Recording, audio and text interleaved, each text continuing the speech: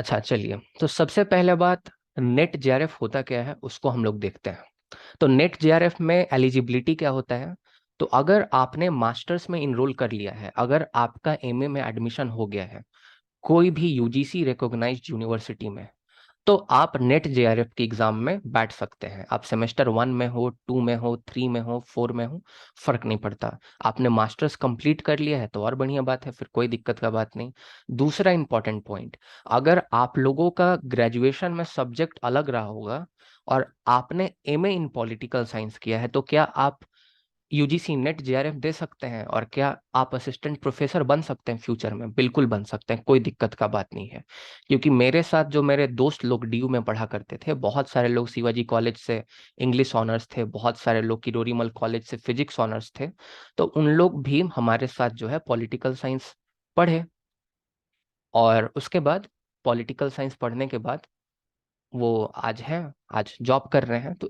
तो ऐसा कोई बात नहीं है, अगर आपने ग्रेजुएशन में कोई और सब्जेक्ट लिया था और आप बाद में पॉलिटिकल साइंस के साथ कंटिन्यू कर रहे हैं, तो आपको आगे कोई दिक्कत नहीं होगा। ओके।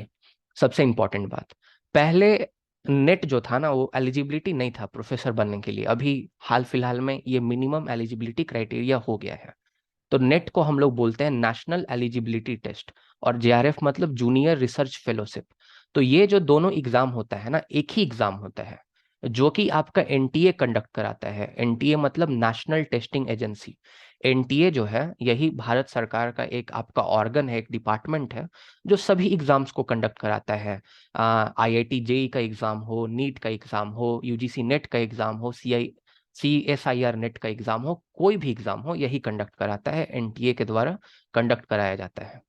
और जो आपका नेट है ना, वो आपका मिनिमम अभी क्राइटेरिया बना दिया गया है असिस्टेंट प्रोफेसर बनने के लिए। नेट तो आपका होना ही होना चाहिए। ओके। तो पहला क्वेश्चन तो आपके दिमाग में होगा कि क्या मैं सिर्फ नेट क्रैक करके प्रोफेसर बन सकता हूं? तो हाँ, बिल्कुल आप बन सकते हैं, कोई दिक्कत का बात नहीं है। आप फ्यूचर में असिस्टेंट प्रोफेसर बन सकते हैं सिर्फ नेट क्रैक करके। तो क्वेश्चन ये आता है कि नेट और जेआरएफ में डिफरेंस क्या होता है। तो नेट और जेआरएफ में नंबर का डिफरेंस होता है। एग्जाम्पल के तौर पर, अगर आप अनरिजर्व्ड कैटेगरी के हैं और अगर आपने अभी मार्च 2023 वाला एग्जाम दिया होगा, जो कि 6 मार्च के दिन हुआ है, राइट, तो नेट में इसका जनरल का कट ऑफ गया था 100। मतलब 150 में से जिसके 100 क्वेश्चन सही हो जाते उसको नेट मिल जाता, वो नेट क्वालिफाई कर जाता। और 150 में से जिसके 105 क्वेश्चन सही हो जाते या 106 क्वेश्चन सही हो जाते, 150 में से, अनरिजर्व्ड कैटेगरी वाले की मैं बात कर रहा हूँ जो जनरल कैटेगरी में आते हैं, तो उनका जेआरएफ हो जाता। तो आखिर ये 5 क्वेश्चन ज्यादा करने से फायदा क्या हो गया जेआरएफ मिलने से? तो पेपर एक ही देना है, एग्जाम एक ही होगा, लेकिन फायदा क्या हो गया? फायदा ये हो गया कि अगर आप पीएचडी में बाद में इनरोल करते हैं तो आपको स्टाइपेंड मिलेगा, आपको सरकार के द्वारा पैसा दिया जाएगा। कितना पैसा दिया जाएगा? तो पहले ज्यादा मिलता था, पहले 38,000 40,000 मिलता था, पर अभी मोदी गवर्नमेंट ने पैसे कम कर दिए हैं। तो पहले 2 साल आपको जो है 31,000 रुपए पर महीने दिए जाएंगे, और उसके बाद में जो 3 साल है आपको 35,000 रुपए दिए जाएंगे। और अगर आप किसी बड़े यूनिवर्सिटी में हैं और वहां से पीएचडी कर रहे हैं, तो आपको यूनिवर्सिटी अलग से भी कुछ ग्रांट देता है, जैसे डीयू में 8,000 रुपए अलग से भी मिलते हैं। तो कुल मिलाकर ये आपका फायदा होगा जेआरएफ करने का। अब जेआरएफ जो है, ये पैसा कब से मिलना शुरू होगा? अगला क्वेश्चन तो ये है कि ये पैसा मिलना कब से शुरू हो जाएगा। अगर मैंने जेआरएफ क्रैक कर लिया तो ये पैसा मिलना कब से शुरू होगा? तो पैसा मिलना उस दिन से शुरू होगा जिस दिन आप किसी यूनिवर्सिटी में पीएचडी के लिए इनरोल कर लेंगे। ऐसा नहीं कि आपने जेआरएफ क्रैक किया आपको पैसा मिलना शुरू हो गया, नहीं। आपको पीएचडी में एडमिशन लेना पड़ेगा उसके लिए, किसी भी यूनिवर्सिटी में। कोई भी इंडिया का यूजीसी रिकॉग्नाइज्ड यूनिवर्सिटी है जहां पॉलिटिकल साइंस में पीएचडी होता होगा, अगर आपको उसमें एडमिशन हो गया तो आपको जो जेआरएफ का स्टाइपेंड मनी है वो मिलने लगेगा। ऐसे नहीं मिलता कि मैंने जेआरएफ निकाला और पैसे मिलने शुरू हो गया। और मैं बहुत बार जेआरएफ क्वालिफाइड हूँ, लेकिन पैसे एक ही बार मिलते हैं। ऐसा नहीं कि अगर किसी ने 5 बार निकाला तो उसको 5 बार 3 गुना, मतलब 30,000 गुना 5, ऐसे नहीं मिलेगा उसको। एक ही बार का पैसा मिलेगा, राइट। ऐसा करके आई होप आपको समझ में आ गया होगा। अब ये पैसा देता कौन है जेआरएफ का पैसा? तो ये सेंट्रल गवर्नमेंट देता है, ये कॉलेजेस नहीं देते, ये सेंट्रल गवर्नमेंट देता है। लेकिन जेआरएफ के लिए आपका मिनिमम जो मैक्सिमम एज है वो 30 ईयर्स होना चाहिए। अगर आप 30 साल के ज्यादा उम्र के हैं तो आप जेआरएफ के लिए अप्लाई नहीं कर सकते। अभी जो एनटीए फॉर्म रिलीज करेगा, तो एनटीए फॉर्म रिलीज करेगा और आप लोग अगर नेट का फॉर्म भरिएगा तो उसमें पूछता है कि आप किस लिए अप्लाई कर रहे हैं, आप नेट के लिए अप्लाई कर रहे हैं कि जेआरएफ के लिए या दोनों के लिए। तो अभी आप में से बहुत लोग दोनों के लिए अप्लाई करेंगे, जेआरएफ और नेट दोनों के लिए, क्योंकि आप लोग तो 30 साल के नीचे के उम्र के हैं, है ना। लेकिन बहुत लोग 30 साल जो ऊपर उम्र के हो गए हैं वो जेआरएफ के लिए अब एलिजिबल नहीं है, राइट। तो वो जो है वो सिर्फ नेट देंगे और उनका नेट क्रैक होगा। ओके, ये चीज समझ में आ गया। अब इसके बाद नेट में कोई एज लिमिट नहीं है, नेट आप कभी भी दे सकते हैं, 50 साल के भी हैं तो नेट दे सकते हैं, आपको कोई नहीं रोकने वाला। ओके, बस मास्टर्स आपका कंप्लीट होना चाहिए, और मास्टर्स कंप्लीट होना चाहिए मिनिमम 55%। ये अनरिजर्व्ड कैटेगरी के लिए मिनिमम 55% मास्टर्स में आपके मार्क्स आने ही चाहिए। और अगर आप ST SC category OBC category से बिलोंग करते हैं तो मिनिमम आपके 50% मार्क्स आपको मिलने ही चाहिए मास्टर्स में। अगर 50% से कम मार्क्स आया तो आप नेट का फॉर्म अप्लाई नहीं कर सकते। अगर आप अनरिजर्व्ड कैटेगरी के हैं, जनरल कैटेगरी के, अगर आपके मास्टर्स में 55 से कम परसेंटेज है तो आप नेट के लिए अप्लाई नहीं कर सकते। तो ये कुछ बातें आपको जानना है। फिर जेआरएफ का वैलिडिटी कितने साल होता है, तो देखिए एग्जाम्पल के तौर पर अभी नेट का रिजल्ट आया, जेआरएफ का रिजल्ट आया, तो ये बस एक रिजल्ट आया है ना कि आपने क्वालिफाई कर लिया, जेआरएफ क्वालिफाई कर लिया और आपने नेट क्वालिफाई कर लिया, एक रिजल्ट आता है अभी। उसके बाद जो है आपका नेट का सर्टिफिकेट रिलीज होता है और साथ ही साथ एक जेआरएफ अवॉर्डी लेटर रिलीज होता है। लगभग 3 महीने का टाइम लगता है। अभी अप्रैल के महीने में जैसे रिजल्ट आया एनटीए का, तो उसके 3 महीने बाद लगभग मई जून जुलाई तक क्या होगा कि जेआरएफ अवॉर्डी लेटर और नेट का सर्टिफिकेट एनटीए रिलीज करता है। अब एक ही जगह पे दोनों होता है, जिसका नेट क्लियर होता है उसका सिर्फ नेट का सर्टिफिकेट दिखाएगा उसके पोर्टल पर, उसको डाउनलोड करना पड़ेगा। और जिसका जेआरएफ नेट दोनों होता है उसको 2 सर्टिफिकेट दिखाता है वहां पे। एक को हम लोग बोलते हैं जेआरएफ अवॉर्डी लेटर और एक को नेट का सर्टिफिकेट। तो दोनों डाउनलोड कीजिए, उसमें डेट लिखा रहेगा कि ये जेआरएफ अवॉर्डी लेटर जो है इस डेट के दिन जो है रिलीज किया गया। अब उस डेट के दिन से आपको 3 साल इस जेआरएफ की वैलिडिटी है। अगर आप 3 साल के अंदर पीएचडी में इनरोल कर लेते हैं तब तो ये वाला पैसा मिलेगा, 31,000 पहले 2 साल और 35,000 बाकी के 3 साल, वरना ये पैसे नहीं मिलेंगे। तो मतलब जेआरएफ पर लिमिट है, इस चीज को ध्यान में रखिएगा। तो एग्जाम्पल के तौर पर 3 साल बहुत समय होते हैं। एग्जाम्पल के तौर पर अगर आप मास्टर्स में अभी भी इनरोल हुए हैं, इस साल भी इनरोल हुए हैं, तो मास्टर्स तो 2 साल में कंप्लीट होगा, फिर भी 1 साल आपको टाइम बचता है एडमिशन लेने के लिए कोई भी इंस्टीट्यूट में, कोई भी ऑर्गेनाइजेशन में पीएचडी के लिए। तो काफी एम्पल अमाउंट ऑफ टाइम आपको दिया जाता है जेआरएफ के थ्रू भी एडमिशन के लिए। ओके, और नेट के सर्टिफिकेट का वैलिडिटी लाइफ टाइम होता है। आपने एक बार नेट क्रैक कर लिया, आप कहीं भी पूरे ऑल इंडिया में असिस्टेंट प्रोफेसर के लिए अप्लाई कर सकते हैं, आपको कोई नहीं रोकने वाला। बस एक बार निकालना है और आप असिस्टेंट प्रोफेसर के लिए अप्लाई कर सकते हैं। अप्लाई कर सकते हैं, मैंने ये नहीं बोला कि नौकरी हो जाएगी, अप्लाई कर सकते हैं। नौकरी आमतौर पर हो ही जाता है, क्योंकि मेरे ख्याल से दीदी भी ज्वाइन कर गई हैं।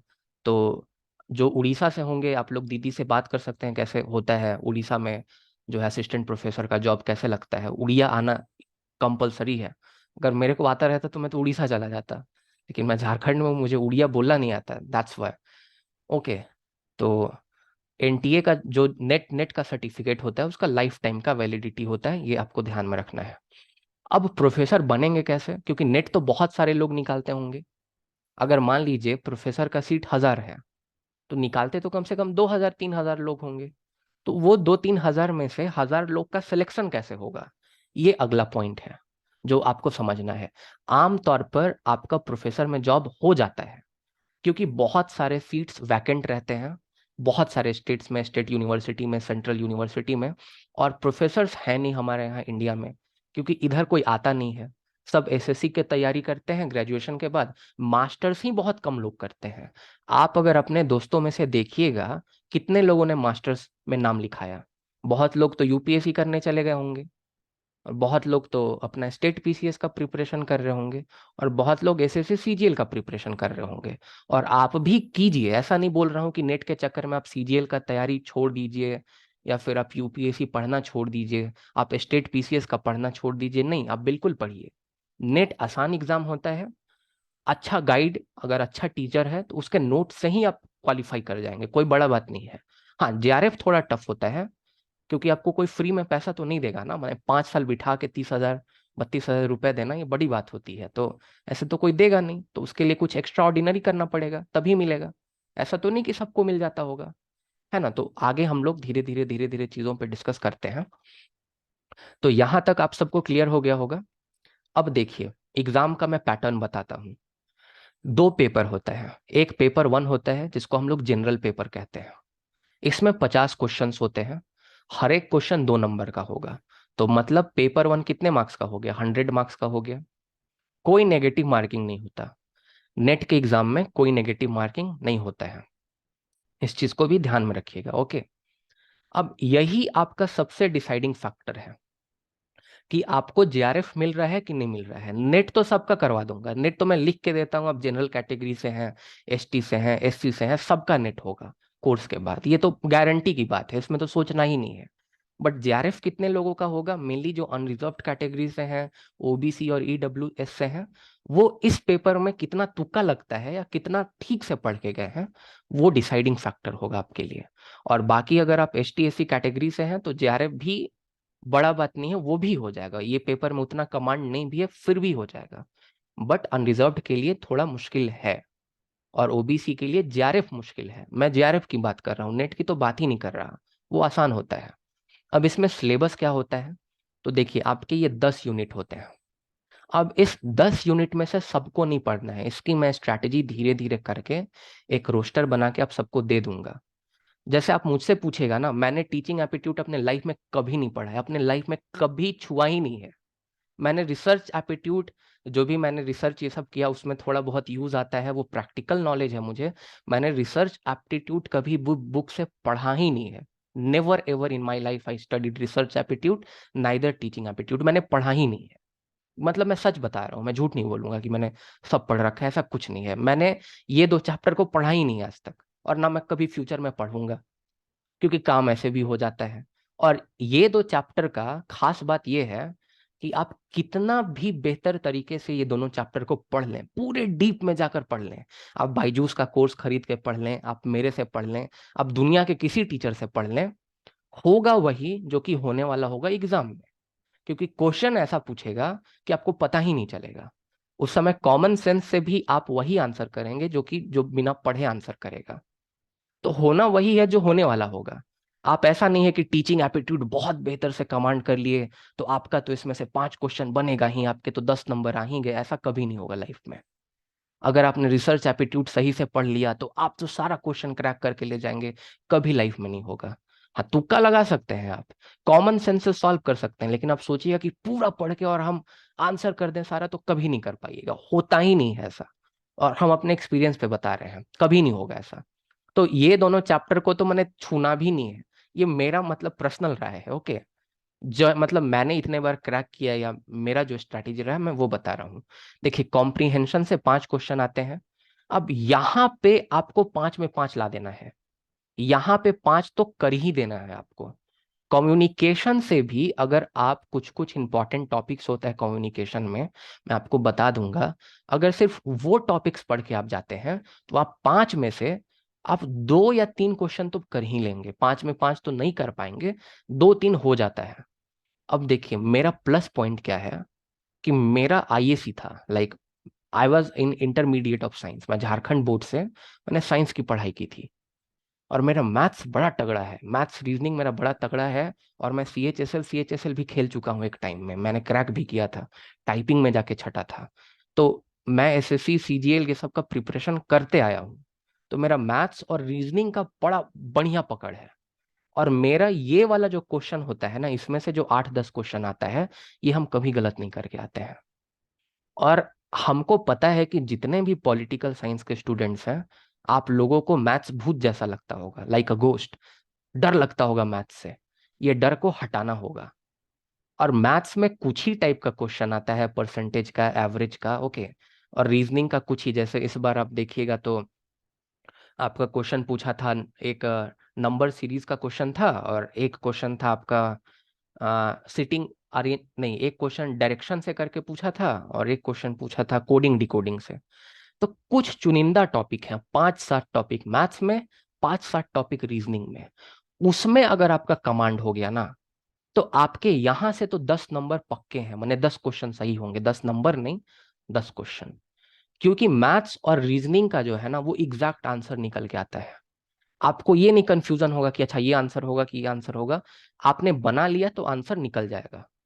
तो मैं बताऊंगा मेरी स्ट्रैटेजी क्या रही है, कि मैं मैथ्स रीजनिंग इस पे हमेशा से मैंने फोकस किया है, और यहां से मैं तो पूरा का पूरा क्वेश्चन करके ले जाता हूँ, पूरा का पूरा ले जाता हूँ क्वेश्चन करके, कोई बड़ी बात नहीं इसको करना।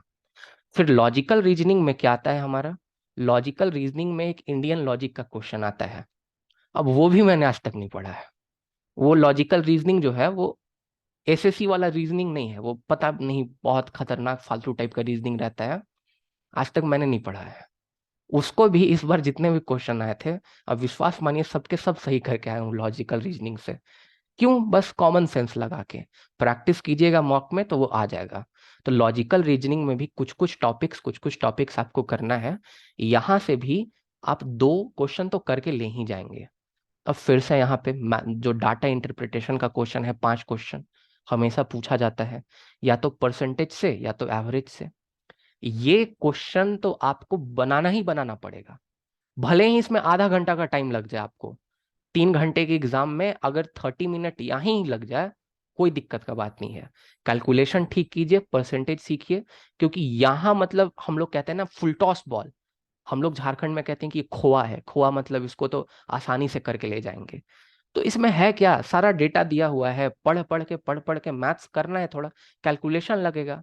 तो ये मेरे आज तक एक भी क्वेश्चन नहीं गलत हुए, आज तक रिकॉर्ड है मेरा, एक भी मैंने डाटा इंटरप्रिटेशन गलत नहीं किया, 5 में 5 हमेशा से। पर आप लोगों का दिक्कत ये है पॉलिटिकल साइंस वालों का, कि आप लोगों का ये वाला कमजोर रहता है और ये वाला कमजोर रहता है। इसको इंप्रूव करना पड़ेगा, जेआरएफ के लिए मैं बता रहा हूं, वरना जेआरएफ नहीं मिलेगा।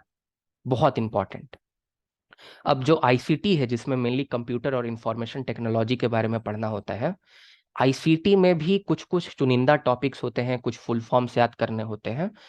और first generation computer, second generation computer क्या यूज करता है, first generation computer vacuum tube, second generation computer transistor use करता था, third generation IC circuit use करता था, तो कुछ कुछ। फिर यूनिवैग, एडफैक, ये सब कुछ फुल फॉर्म होता है। मैं अपने नोट्स भी शेयर कर दूंगा आप लोगों के साथ। तो आईसीटी में अगर आप उतना कर लेंगे, और अगर थोड़ा बहुत मोबाइल वोबाइल चलाते होंगे और थोड़ा बहुत जानकारी होगा, तो इसमें से भी 5 में से 2-3 क्वेश्चन तो सही करके ले ही जाएंगे, इसमें भी दिक्कत नहीं होगा। तो इसके लिए भी हम प्रिपरेशन कर सकते हैं, एक मिनिमम प्रिपरेशन। कम्युनिकेशन के लिए भी एक मिनिमम प्रिपरेशन कर सकते हैं। अब ऐसा नहीं कि जितना टॉपिक दिया है सब पढ़ रहे हैं, कोई फायदा नहीं होने वाला है। सब पढ़ के जाइएगा, 1 महीना भी लगा कि ये सब टॉपिक में, फिर भी 3 ही क्वेश्चन सही करके आइएगा, या वो भी नहीं होगा, और जितना बताऊंगा उतना भी पढ़ के जाइएगा तो उतना ही सही होगा। तो फायदा है नहीं। क्यों अपना एनर्जी वेस्ट कीजिएगा ये सब में? एनर्जी वेस्ट करना है तो यहाँ वेस्ट कीजिए, यहाँ वेस्ट कीजिए, फ्यूचर में भी काम देगा। अगर यूपीएससी का भी प्रिपरेशन करते हैं तो सीसैट आएगा ना, और अगर स्टेट पीसीएस का भी प्रिपरेशन करते हैं तो उसमें भी मैथ्स पूछता होगा ना, 10-15 क्वेश्चन, जैसे बीपीएससी में पूछता है, पूछता तो होगा ही। अच्छा, यहाँ इन्वायरमेंट में, फिर से इन्वायरमेंट में करंट बेस्ड क्वेश्चन आता है। इसमें भी कुछ कुछ चुनिंदा टॉपिक्स आप पढ़ सकते हैं, सब नहीं पढ़ना है, बस लिमिट करके पेपर 1 में अपने आप को पढ़ना है और अच्छा स्कोर कर जाना है। जो है चुनिंदा टॉपिक पढ़ के जाना है, इसमें से भी 5 में से 2 क्वेश्चन सही हो गया, बहुत है। 2 क्वेश्चन, 3 क्वेश्चन, और अगर किस्मत ठीक है तो और भी सही कर सकते हैं आप। तो मैं इन्वायरमेंट पर भी एकदम ज्यादा फोकस करने के लिए नहीं बोलूंगा। उसके बाद हायर एडुकेशन है, इसमें दुनिया का सारा यूनिवर्सिटी जो एंशियंट टाइम में था सबका नाम रटवाता है, फाउंडर रटवाता है। क्या करेंगे रट के? किस में कौन पुस्तकालय बना था, किसका एनआईआरएफ रैंकिंग क्या है, हम क्या करेंगे ये सब जान के? कोई जरूरत नहीं है सब चीज का। बस 2-4 यूनिवर्सिटी एंशियंट टाइम का जानिए, साउथ का 2-4 यूनिवर्सिटी जानिए, अपना रिसोर्सेस लिमिट कीजिए, 2-4-5 टॉपिक पढ़िए इससे, होगा वही जो होने वाला रहेगा एग्जाम में। आप पूरा भी पढ़ के जाइएगा तो 2 ही 3 क्वेश्चन सही करके आइएगा, और नहीं भी पढ़ के जाएगा, थोड़ा भी पढ़ के जाएगा, तो होगा वही। पेपर वन बड़ा टफ रहता है, अनप्रिडिक्टेबल रहता है, माने हवा नहीं लगता है पेपर वन का कोई कोई क्वेश्चन में, और मोस्ट ऑफ द क्वेश्चन में हवा नहीं लगता है, कॉमन सेंस से सॉल्व करना होता है। तो पेपर वन का जितना भी ये कोर्स बिक रहा है 10,000 15,000, और ये मॉक टेस्ट सीरीज, कुछ फायदा नहीं होने वाला है पेपर वन का, कुछ नहीं होने वाला है। क्योंकि हम बार बार कहते हैं होगा वही जो कि होने वाला होगा, वही ऑन द स्पॉट एग्जामिनेशन में, आप कुछ नहीं कर सकते उसमें। हाँ, आपके हाथ में क्या है, कम्युनिकेशन पढ़ लीजिए, थोड़ा आईसीटी पढ़ लीजिए, डीआई पे पूरा कमांड बनाइए, कैलकुलेशंस पे 5 में 5 आना चाहिए, एक नहीं छूटना चाहिए इसमें से।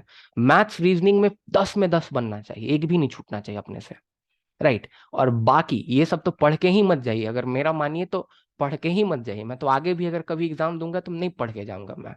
इसमें से भी किस्मत ठीक होने पर तुक्का नाम का एक चीज होता है ना, वो लग जाता है। तो मान लीजिए हम 2 तुक्का इसमें लगा दिए, नहीं भी लगा कोई बात नहीं है, दोनों मिला के 2 तुक्का लग गया, मान जाते, हम इसको मान लेते हैं।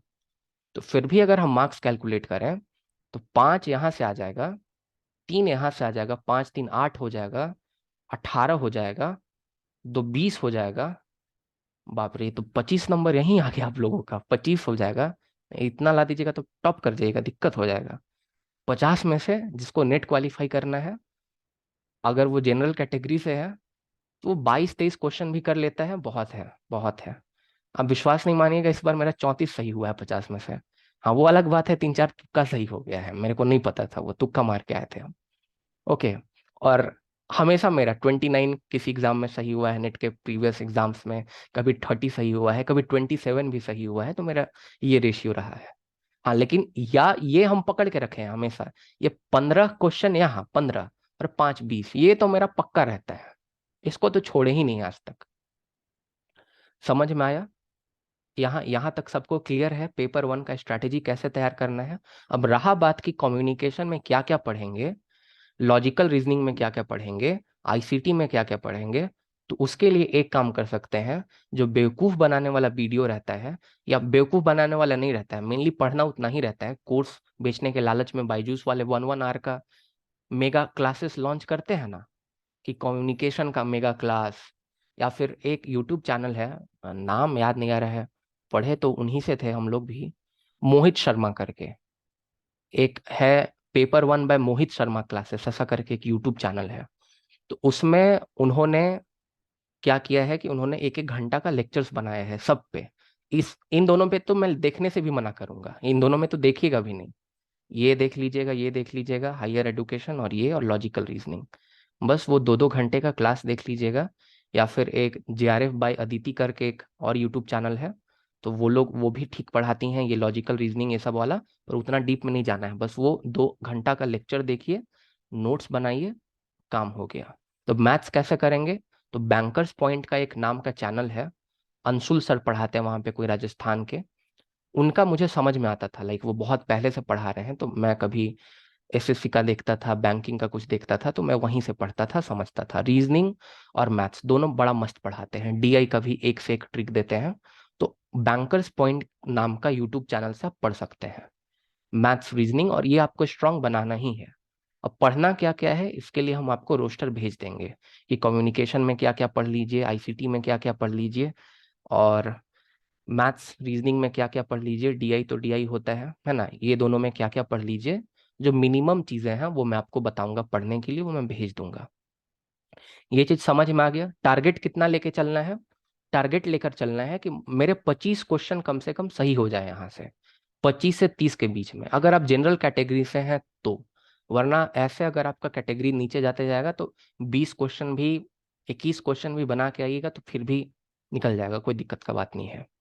तो उतना तो जो नहीं भी पढ़ के जाता है, 16 17 तो तुक्का मारता है 50 में से, पढ़ के जाइएगा तो 20 25 तो ला ही दीजिएगा। और ये सब थोड़ा मजबूत कर लीजिएगा। तो अगर कोई क्वेश्चन है आप लोगों का तो इससे रिलेटेड पूछ सकते हैं पेपर वन से। और बाकी क्या क्या पढ़ना है वो तो हम आपको बताएंगे ही। आई होप आपको समझ में आ गया होगा सबको, पेपर वन का कैसे प्रिपरेशन करना है। और पहला दूसरा चैप्टर छोड़ सकते हैं, कोई जरूरत नहीं है पढ़ने का, क्योंकि कितना भी पढ़ के जाइएगा वहाँ बाउंसर ही फेंकेगा, बाउंसर फेंकेगा, समझ में आएगा नहीं, फालतू में मूड खराब होगा, कितना काहे मेहनत किए दोनों चैप्टर में। क्योंकि जब हम ड्यू में पढ़ते थे तो हम 1 साल करके देख चुके हैं, कुछ नहीं आता उसमें से, फिर हम पढ़ना ही छोड़ते, हम लगा जो होगा देखा जाएगा इसमें, तो इसीलिए हम छोड़ दिए थे। फिर डोमेन पेपर में आ जाते हैं। अपना जो पेपर जो है, पेपर 2 जो अपना डोमेन पेपर है, कोइंसिडेंटली इसका पेपर कोड भी 2 ही है पॉलिटिकल साइंस का, क्योंकि सबको एक कोड असाइन किया जाता है, तो अपना पेपर 2 है, कोड 2 है, राइट। इसमें 100 क्वेश्चन होंगे अपने डोमेन पेपर से, पॉलिटिकल साइंस से। हर एक क्वेश्चन 2 मार्क्स का होगा फिर से, और कोई भी नेगेटिव मार्किंग इसमें भी नहीं होगा। अब यहाँ पे फोकस करना है, यहीं से नेट क्लियर हो जाएगा, इसी पेपर से हो जाएगा, नेट जेआरएफ सब क्लियर हो जाएगा। कैसे क्लियर हो जाएगा? तो इसका सिलेबस क्या क्या है? तो सिलेबस तो है ही Indian political thought, comparative politics, public administration, Indian foreign policy, फिर बहुत जितने भी डोमेन्स हैं वेस्टर्न पॉलिटिकल थॉट, वो तो मैं बताऊंगा ही, वो तो हम पढ़ेंगे ही, वो तो कोर्स ही इसी का है। और बाकी इसमें भी मैं हेल्प कर दूंगा, इसका फुल फ्लेजेड कोर्स नहीं है, फुल फ्लेजेड पेपर 2 का ही कोर्स है, लेकिन इसमें भी हम मदद कर देंगे आप लोगों का, कोई दिक्कत का बात नहीं है, ओके। और नोट्स ये सब शेयर कर देंगे, पेपर ये वाला पेपर का भी कर देंगे, जो मेरा नोट्स अपना बनाया हुआ है या जो वीडियोस जो देख कर जाना है वो सब हम आपको बता देंगे। अब देखिए, ये पेपर का हम आपको रियलिटी बता रहे हैं। ये कोर्स करने के बाद आप कम से कम 75 क्वेश्चन तो करेक्ट करके आइएगा ही, इसमें कोई शक की बात नहीं है। 75 तो मिनिमम आप करके आइएगा। माने 100 में 100 कोई कर भी नहीं पाता है। अगर आप मुझसे पूछेगा कि आपका कभी 100 में 100 करेक्ट हुआ है, तो नहीं, किसी का नहीं हुआ है, वो भगवान बन जाएगा फिर। 100 में 100 किसी का सही नहीं हुआ है। आज तक का मेरा हाईएस्ट है 82, है ना, मैंने भी आज तक 100 में 100 कभी नहीं किया। और आप 75 76 मतलब 75 से 80 के बीच में अगर आपका रेंज है, तो आप समझिए कि आप तो जेआरएफ कैंडिडेट हैं। अगर आप 80 तक सॉल्व कर पा रहे हैं तो 100 में से, मतलब 80 तो बहुत ही हो गया, फिर भी मतलब 75 प्लस क्रॉस कर गया, तो समझिए कि आपने बहुत अच्छा परफॉर्म किया इस पेपर में। अब ऐसा क्यों, उसका रीजन मैं आपको आगे बताता हूँ। और 150 में से कितना क्वेश्चन सही करना रहता है, आप ऐसा मत सोचिएगा कि ये तो टीचर ऐसे बोल रहे हैं कि इसमें 75 से ज्यादा नहीं बनेगा, और इसमें बोल रहे हैं कि 25 ही बना के आओ, तब कैसे नेट निकलेगा मेरा? तो नेट निकलेगा आपका, चिंता नहीं करना है, क्योंकि सब चीज नहीं पढ़ना रहता है ना, आगे आपको समझ में आ जाएगा। अच्छा, ये सब चीजें तो मैं थोड़ी देर में डिस्कस करूंगा। मैं थोड़ा कट ऑफ डिस्कस कर लेता हूँ आप लोगों के साथ। यहाँ हम कट ऑफ में क्वेश्चन को अकाउंट में ले रहे हैं। टोटल 300 मतलब 300 मार्क्स का पेपर होगा। 100 मार्क्स का होगा आपका पेपर 1 50 क्वेश्चन वाला, और 100 क्वेश्चन आपका पेपर 2 से होगा। तो इस बार का पेपर टफ था, और कट ऑफ ठीक ठाक गया, मैंने ठीक ठाक कट ऑफ गया, पढ़ने लिखने वाले बच्चों ने दिया था एग्जाम। तो इस बार मैंने कट ऑफ बढ़ा बढ़ा के लिखा है, क्वेश्चन 150 में से कितने सही होंगे तो आपका नेट जेआरएफ या नेट निकलेगा, ये मैंने यहाँ पे दिखाया है। और बढ़ा बढ़ा के, अगर आप 1 2 क्वेश्चन कम भी बना कर आते हैं पेपर में, तो फिर भी आप कॉन्फिडेंट रहिएगा कि नहीं, मेरा तो होने ही वाला है। तो ज्यादा सोच कर चलिए, क्योंकि हमारे बड़े बुजुर्ग कह चुके हैं ना कि अगर ताड़ से गिरोगे तो खजूर पर अटकोगे, तो हम लोग ताड़ सोच के चलते हैं, अगर गिरेंगे तो खजूर पर अटक ही जाएंगे। तो अनरिजर्व्ड कैटेगरी के लिए बहुत टफ होता है।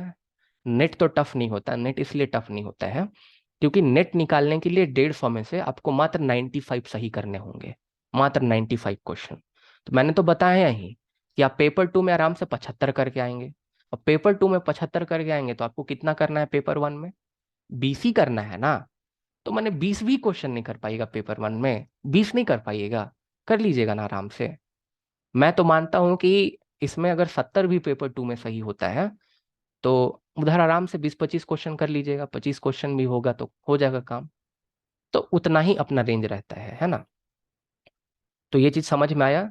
नेट निकालना है जिसको, जो अनरिजर्व्ड कैटेगरी से है, जनरल कैटेगरी से है, उसको पेपर 2 में 70 प्लस जो है वो टारगेट करना पड़ेगा। और पेपर 1 में जो है, मतलब 22 23 प्लस टारगेट करना पड़ेगा। कुल मिलाकर 95 क्वेश्चन।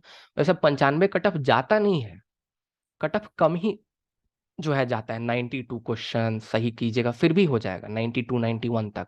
लेकिन हम बढ़ा बढ़ा कर लिखे हैं, क्या पता हमारा किस्मत खराब हो, हम जिस साल पेपर दें उस साल कट ऑफ ज्यादा चला जाए, या लोग और बेहतर तरीके से मेहनत करके गए हों पेपर देने, तब तो हम छट जाएंगे ना। इसीलिए ज्यादा ज्यादा बढ़ाकर हम लिखे हैं। कट ऑफ कम ही जाता है, जितना लिखे हैं उससे कम जाएगा, ज्यादा नहीं जा सकता है।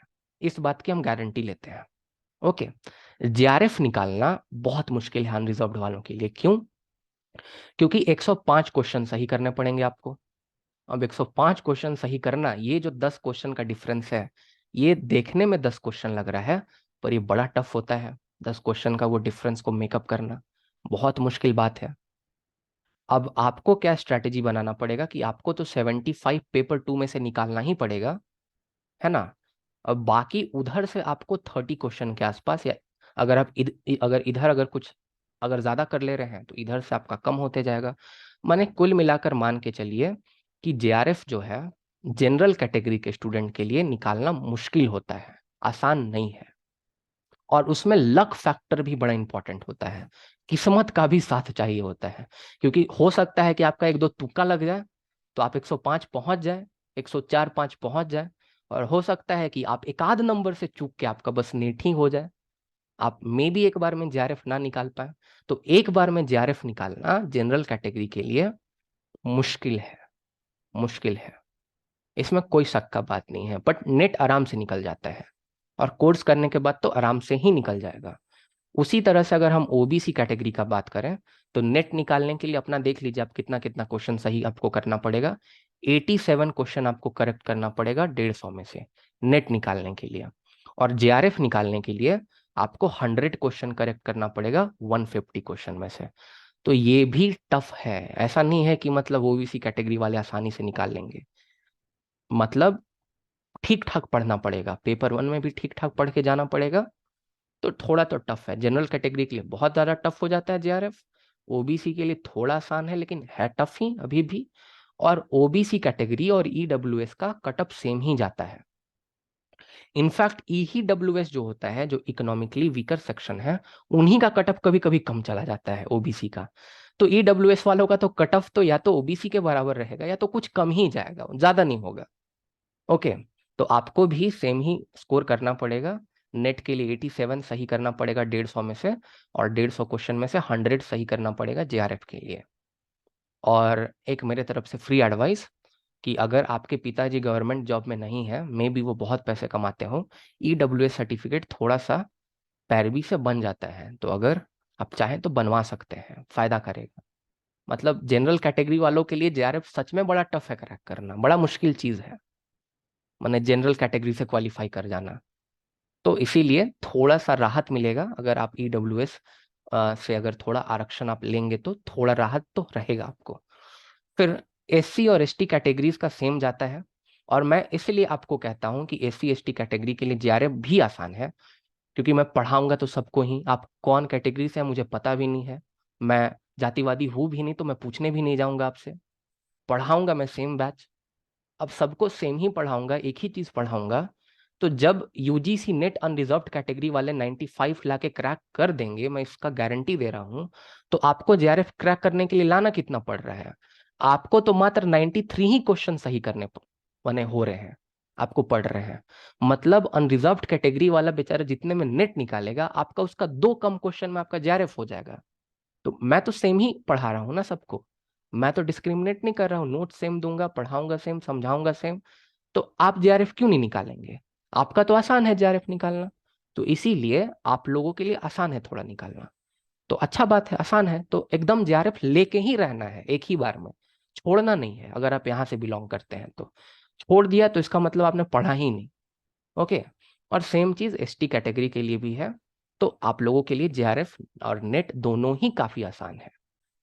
और मैंने बोला ना पेपर 1 में, मतलब ऐसे ही मेरा एक दोस्त था, लाइक उसके पापा अभी डीएसपी हैं झारखंड में, तो वो मुकेश पासवान नाम का मेरा दोस्त था, मेरा रूममेट था दिल्ली में ड्यू में। तो उसने पेपर 1 कुछ नहीं पढ़ा था, हमने सेम ही नोट से पढ़ा। तो उसके मेरे ख्याल से 12-13 क्वेश्चन सही हुए होंगे 50 में, पेपर 1 में उसका भी नेट हो गया, पता नहीं जेआरएफ 1-2 नंबर से रह गया था, उसका भी नेट हो गया था। और इधर उसने अच्छा स्कोर किया था। तो अगर आप देखिए ना, अगर आप आराम से अगर 65-66 भी उधर स्कोर करते हैं, तो इधर अगर आप सिर्फ नेट की बात करें तो बहुत कम स्कोर करना पड़ेगा। इधर 15-16 क्वेश्चन भी हो गया, अपना हो गया नेट, है ना। आई होप आपको क्लियर हो गया होगा। तो आप देख लीजिए कि आप किस सिचुएशन में हैं, लाइक आप कहाँ से बिलोंग करते हैं, किस कैटेगरी से बिलोंग करते हैं, और आपको कितना मेहनत करना पड़ेगा उस हिसाब से देखिए। अगर आप अनरिजर्व्ड में हैं, पेपर वन में पढ़ना पड़ेगा थोड़ा बहुत, जो बताएंगे वही पढ़ के जाइएगा, क्योंकि सब भी पढ़ के जाइएगा तो मैं दोबारा रिपीट कर रहा हूँ, होगा वही जो होने वाला होगा एग्जाम में। आप कुछ उसको चेंज नहीं कर सकते, और बाद में आपको फ्रस्ट्रेशन होगा अपने आप पर कि फालतू में पेपर वन में हम इतना अपना माथा पेची किए, इससे अच्छा तो ये होता कि पेपर टू में थोड़ा मेहनत कर लेते तो 2-4 नंबर बढ़ जाता मेरा, मतलब 2-4 सही करके आ जाते ज्यादा हम। तो आई होप आपको कट ऑफ का जानकारी हो गया होगा। तो इसीलिए मैंने कहा कि अगर आप 75 क्वेश्चन सही करके आते हैं पेपर टू में, तो आप जेआरएफ कैंडिडेट हैं। और 100 में 100 किसी का सही नहीं होता, किसी का भी सही नहीं होता। इस बार ही अगर मेरा देखिएगा तो मेरा 74 ही सही हुआ है ये वाला पेपर में, क्योंकि ये शिफ्ट वन का पेपर काफी टफ था। तो मैं तो 75 भी नहीं टच कर पाई इस बार, लेकिन फिर भी जनरल कैटेगरी से जेआरएफ इस बार भी क्वालिफाई हुआ है मेरा 99.67 परसेंटाइल से। तो इसीलिए इतना से ज्यादा कोई स्कोर कर नहीं पाता, और आप कर भी नहीं पाइएगा, कोई भी नहीं कर पाता। तो आई होप आप लोगों को ये सब समझ में आ गया होगा जो मैंने बताया। अब आगे थोड़ा इंपॉर्टेंट चीजें हैं उसको हम डिस्कस कर लेते हैं, थोड़ा मोटिवेशन के लिए। ओके। अच्छा, अब प्रोफेसर, असिस्टेंट प्रोफेसर, प्रोफेसर तो डायरेक्ट कोई नहीं बनता, असिस्टेंट प्रोफेसर होता है, फिर एसोसिएट बनता है, फिर 10 साल, फिर 15 साल के बाद वो तो धीरे धीरे धीरे धीरे करके होता है। तो ये असिस्टेंट प्रोफेसर के लिए हम आपको बता रहे हैं। आ, देखिए, मोस्टली जो है ना, यूनियन पब्लिक सर्विस, सॉरी, जो स्टेट पब्लिक सर्विस कमीशंस होते हैं अलग अलग स्टेट के, वही रिक्रूट करते हैं असिस्टेंट प्रोफेसर का रिक्रूटमेंट वही करते हैं। दीदी, कैसे करता है जो है उड़ीसा में, कैसे करता है दीदी? यही करता है ना, उड़ीसा पब्लिक सर्विस कमीशन करता होगा ना? हाँ जी भैया। तो वही वही वही करता है ना? हाँ, ओपीएससी असिस्टेंट प्रोफेसर वही करता है। और एक है हाँ हाँ। लेक्चरशिप के लिए, वो अलग कमीशन है, वो दूसरा करता है। अच्छा अच्छा। तो वो मतलब उड़ीसा में कैसे होता है दीदी? उड़ीसा में आप लोग के टाइम में कैसे हुआ था? हमारा एक अलग बोर्ड क्रिएट किया गया था स्पेशली लेक्चरशिप अपॉइंटमेंट के लिए। अच्छा अच्छा वो हमारे उड़ीसा के कैंडिडेट का ही उड़िया कंपलसरी था। अच्छा अच्छा अच्छा अच्छा वो ओपीएससी का असिस्टेंट प्रोफेसर देता है, वो फुल गवर्नमेंट होता है। ये हमारा पोस्टिंग जो है गवर्नमेंट एडेड कॉलेज में होता अच्छा है। अच्छा अच्छा जी। अच्छा। तो दीदी थोड़ा हेल्प कर दीजिएगा जो भी और भी स्टूडेंट हैं, क्योंकि आपको बहुत नॉलेज है, आप सीनियर भी हैं, आप मेरे से भी बहुत ज़्यादा सीनियर हैं।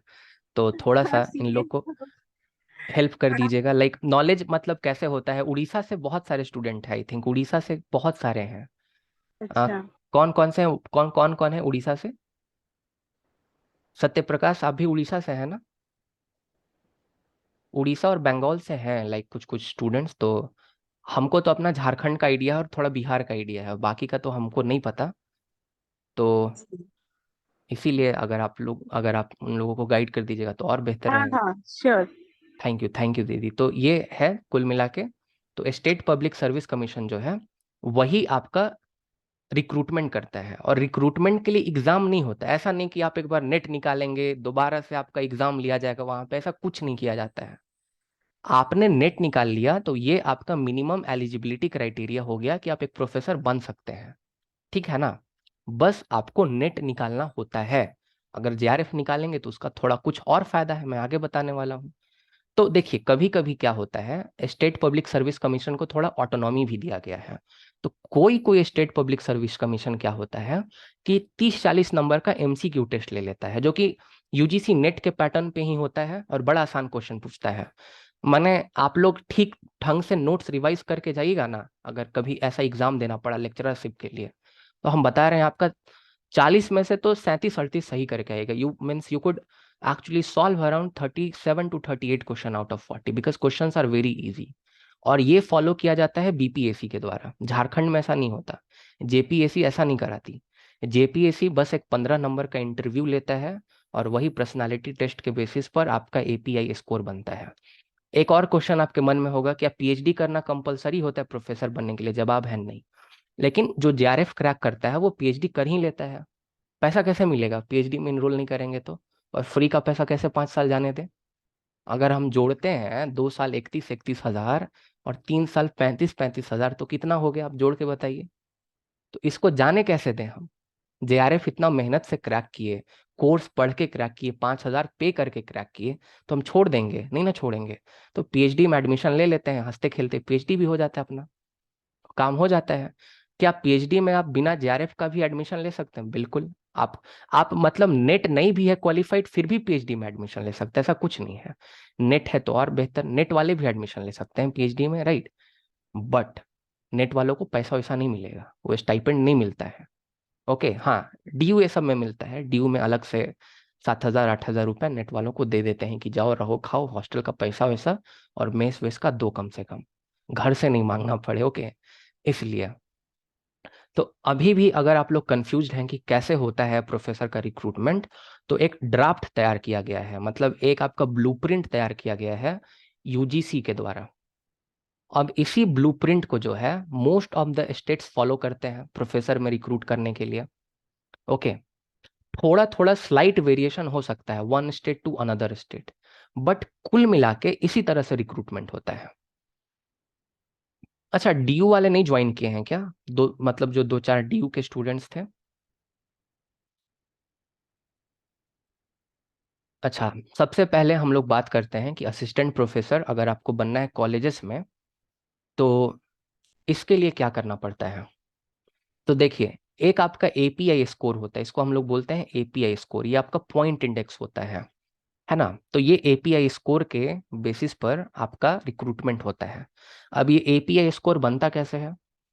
तो एपीआई स्कोर बनता ऐसे है कि ग्रेजुएशन, पहले तो जब हम लोग का टाइम में मैट्रिक का भी मार्क्स को जो है वो कंसिडरेशन में लिया जाता था, 12 का भी मार्क्स को लिया जाता था। तो मेरा मैट्रिक में भी बहुत अच्छा रखा है, 10th क्लास में, 12 में भी बहुत अच्छा रखा है मेरा झारखंड बोर्ड से। तो अपने को फायदा ही होता था कहीं ना कहीं, लेकिन अब वो हटा दिया, क्योंकि ये चेंज करते रहता है, यूजीसी अपना गाइडलाइन रिक्रूटमेंट के लिए चेंज करते रहता है। तो अभी ग्रेजुएशन से चीज़ों को अकाउंट में लेता है। तो ग्रेजुएशन में जिसके 80% या उससे ज़्यादा आ रखे हैं, तो उसको 21 मार्क्स दिया जाएगा। अब ऐसा जो है ना, ऐसा चमत्कार होता है सिर्फ और सिर्फ असम के स्टूडेंट्स के साथ। हम देखते हैं बहुत सारा असम के स्टूडेंट का रिजल्ट जो कि मेरे यूट्यूब चैनल पे पढ़ते हैं, मन उनका 92 93% रहता है। हम सपने भी नहीं सोच सकते हैं कि झारखंड में किसी को 93% आ जाए, या डीयू में किसी को 93% दे दे, तब तो बेहोश हो जाएगा, मर जाएगा आदमी, उतना मार्क्स आ जाएगा तो खुशी से मर जाएगा। तो 80% से ज्यादा किसी को आता, मतलब कैसे कोई पॉलिटिकल साइंस में कैसे 80% ला देगा, ये मेरा आज तक दिमाग में धंसा नहीं। और मेरा भी 80% नहीं है पॉलिटिकल साइंस में, मेरा 72 73% होगा ग्रेजुएशन में। अब 60% से 80% जिसका मार्क्स आता है उसको 19 मार्क्स दिए जाते हैं। तो हम आशा करके चलते हैं कि आप लोग यहाँ जरूर बिलोंग करते होंगे। 60 से 80 के बीच में तो आप लोगों ने ग्रेजुएशन में लाया होगा नंबर, तो 19 मार्क्स तो यहाँ से हो रखे आपके, है ना। अब 55% से 60% अगर आप लाए हैं तो 16 मार्क्स आपको मिलेंगे। तो इसीलिए हमेशा कोशिश करना है कि 60 से 80 के बीच में रहें। मेरे मेरे से बहुत को यूट्यूब पे पूछते हैं या व्हाट्सअप करके कि सर हम ग्रेजुएशन में कितना मार्क्स लाएं। तो मैं बोलता हूं कि आप 60% से ज्यादा लाएं, आप 61% लाएं या 79% लाएं, आपको एक ही तराजू में भविष्य में तौला जाएगा, तो कोई फर्क नहीं पड़ने वाला है। आप या तो 79% लेके आए हों या तो 61% लेके आए हों, क्योंकि आपका एपीआई इंडेक्स बनेगा तो आपको दिए तो 19 मार्क्स जाएंगे, फर्क नहीं पड़ता है।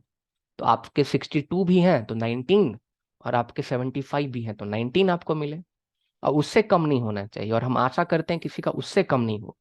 ओके, फिर पोस्ट ग्रेजुएशन में, पीजी में, अब यहाँ पे डीयू के स्टूडेंट्स के लिए एक बहुत बड़ा प्रॉब्लम होता है, और जो मैंने अपने टाइम में फेस किया है, लाइक 80 से ज्यादा तो मैंने, मास्टर्स में तो हम ऐसा मान के चलते हैं कि किसी का नहीं आता होगा, कि आता है किसी का कोई स्टेट में। हम आज तक तो नहीं सुने कि किसी का एमए में पॉलिटिकल साइंस में 80% से ज्यादा नंबर आया हो, ऐसा हुआ है कभी? हमको नहीं लगता है। तो यहाँ कोई बिलोंग करेगा भी, हम इस पॉसिबिलिटी को ही क्रॉस कर देते हैं, यहाँ तो कोई नहीं बिलोंग करेगा। यहाँ आप जरूर बिलोंग करने चाहिए, अगर आप जनरल कैटेगरी के हैं तो बिल्कुल ही बिलोंग करने चाहिए। मतलब मास्टर्स में, पोस्ट ग्रेजुएशन में कम से कम तो 60 लाना ही लाना है आपको, वरना बाद में प्रॉब्लम होगा, बाद में रिक्रूटमेंट प्रोसेस में प्रॉब्लम आएगा आपको। अब मेरे साथ प्रॉब्लम क्या था कि आप डीयू में अगर पढ़ते होंगे ना, अगर आपने मास्टर्स किया है डीयू से, जेएनयू भी नंबर दे देता है, लेकिन डीयू का प्रॉब्लम क्या है कि मैंने डीयू में 60% क्रॉस करने में मैंने इतना पढ़ना पड़ता है, इतना पढ़ना पड़ता है, और इतना ओरिजिनल रीडिंग करना पड़ता है। और टीचर लोग मतलब कसम खा के रखते हैं कि ना 60 से ज्यादा तो नहीं देना है इन लोगों को। तो बड़ा मुश्किल से आता है। मेरे फर्स्ट सेमेस्टर में 59 ही रह गए थे। तो मेकअप करते करते करते करते मैं अंतिम में 62 तक जाकर पहुंचा हूँ किसी तरह से। बड़ा मुश्किल होता है डीयू में मार्क्स लाना, बड़ा ही मुश्किल होता है। तो डीयू के स्टूडेंट्स को तो थोड़ा ज्यादा फोकस करना पड़ेगा। अच्छा, डीयू जानकर कम नंबर क्यों देता है? क्योंकि डीयू ना, अगर देखा जाए तो अमीरों का कॉलेज है। डीयू के मतलब टीचर्स ऐसा सोचते हैं कि मेरा बच्चा फ्यूचर में जाकर अमेरिका से रिसर्च करेगा। मैं आपको सही बात बताता हूँ, जेएनयू और डीयू वाले कैम्ब्रिज का सिलेबस फॉलो करते हैं, कैम्ब्रिज यूनिवर्सिटी का, और हार्वर्ड ये सब का सिलेबस पॉलिटिकल साइंस का फॉलो करते हैं। और उन लोग चाहते हैं कि मेरा बच्चा रिसर्च में जाए आगे, विदेश में कहीं इजराइल में जाकर पीएचडी करे। अब आपका सब बच्चा सर अमीर नहीं है ना, जो चला जाएगा आपका अमेरिका चला जाएगा, कोई इंग्लैंड चला जाएगा, ऐसा तो होगा नहीं। मिडिल क्लास वाले भी बच्चे रहते हैं। तो वो लोग क्या करेंगे बेचारे? वो लोग तो यही प्रोफेसर ये सब का जॉब के लिए इधर उधर सीख करेंगे इंडिया में। तो डीयू का मार्कशीट का वैल्यू बहुत ज्यादा होता है, लेकिन कहाँ? विदेशों में। आप कहीं विदेश में जाइएगा तो डीयू का मार्कशीट का काफी वैल्यू है, पर इंडिया में कोई महत्व नहीं। आप अगर 55%, अगर 57% लेकर आए हैं डीयू से, और कोई एग्जाम्पल के तौर पर इग्नू से ही पढ़ा है, और उस बंदे का आ रखा है 65%, तो इग्नू वाले को तो मिल ना जाएगा 30 मार्क्स, है ना? और डीयू वाले को कितना मिलेगा? 25 ही मिलेगा ना। तो ये तो 5 नंबर से पिछड़ गया ना बेचारा। अब आप क्या बोलेंगे जाकर जेपीएससी में कि अरे हम तो डीयू से 57 लाए हैं, ये तो 80% के बराबर है बाकी यूनिवर्सिटी का। मालिक ऐसा कीजिए कि हमको 33 मार्क्स दे दीजिए। ऐसा होगा क्या? ऐसा कुछ नहीं होगा। सरकार के नज़र में सभी यूनिवर्सिटीज बराबर होती हैं। आप डीयू से पढ़ें, जेएनयू से पढ़ें, आप जहां से पढ़ें, कोई फर्क नहीं पड़ता। हाँ, आपका 60 से ज्यादा होना चाहिए। मैंने कुछ ऐसे भी अपने साथियों को देखा है जिनके 60 से कम थे, उनका नहीं हो पाया रिक्रूटमेंट। और कुछ ऐसे अपने कलीग्स को भी देखा है जो इग्नू से और रांची यूनिवर्सिटी से जिन्होंने पढ़ाई की है, जिनका 60 से ज्यादा परसेंट आ रखा था, और वो अभी काम कर रहे हैं। ऐसा भी होता है। तो मार्क्स तो मैटर करता है। जो कहता है कि मार्क्स मैटर नहीं करता, मैटर नहीं करता, कैसे नहीं मैटर करता है? एकदम मैटर करता है। तो मास्टर्स में अभी आप लोगों में से बहुत सारे स्टूडेंट्स हैं, तो एकदम तय करके चलिएगा। और डीयू में जिन्होंने एडमिशन ले लिया उनका गलती हो गया, लाइक नहीं लेना चाहिए डीयू में एडमिशन, ये मेरा पर्सनल सलाह होता है। बट अच्छा यूनिवर्सिटी है, बट मार्क्स ही नहीं देगा तो क्या करेंगे? जेएनयू दे देता है, क्योंकि जेएनयू को पता है कि मेरे यहाँ गरीब बच्चे भी आते हैं, तो प्रोफेसर के लिए इधर उधर भटकेंगे। तो जेएनयू आराम से 65 66 मार्क्स दे देता है। जेएनयू में स्कोर करना आसान होता है, जेएनयू बीएचयू में, as compare to DU. DU में स्कोर करना बड़ा टफ है अपने आप में। तो ये चीज समझ में आ गया। अब एमफिल तो अब कोई करता वर्ता है नहीं, इसको हटा देते हैं हम लोग।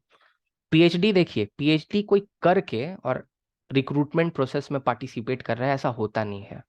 मतलब मेनली जो स्टूडेंट्स होते हैं जो रिक्रूटमेंट में आते हैं वो फ्रेशर्स ही होते हैं।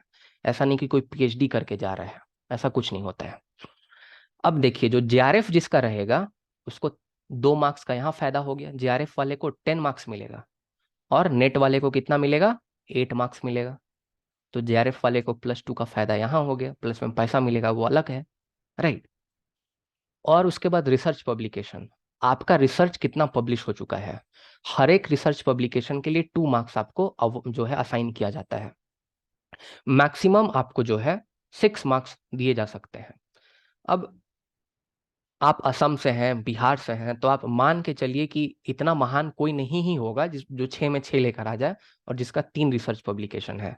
यहाँ पे डीयू जेएनयू वालों को फायदा होता है, क्योंकि डीयू जेएनयू वाले जो हैं थोड़ा प्रोफेसर की चाटुकारिता करते हैं, वहाँ बड़े बड़े जो प्रोफेसर्स हैं, और उनका रिसर्च पब्लिश हो जाता है।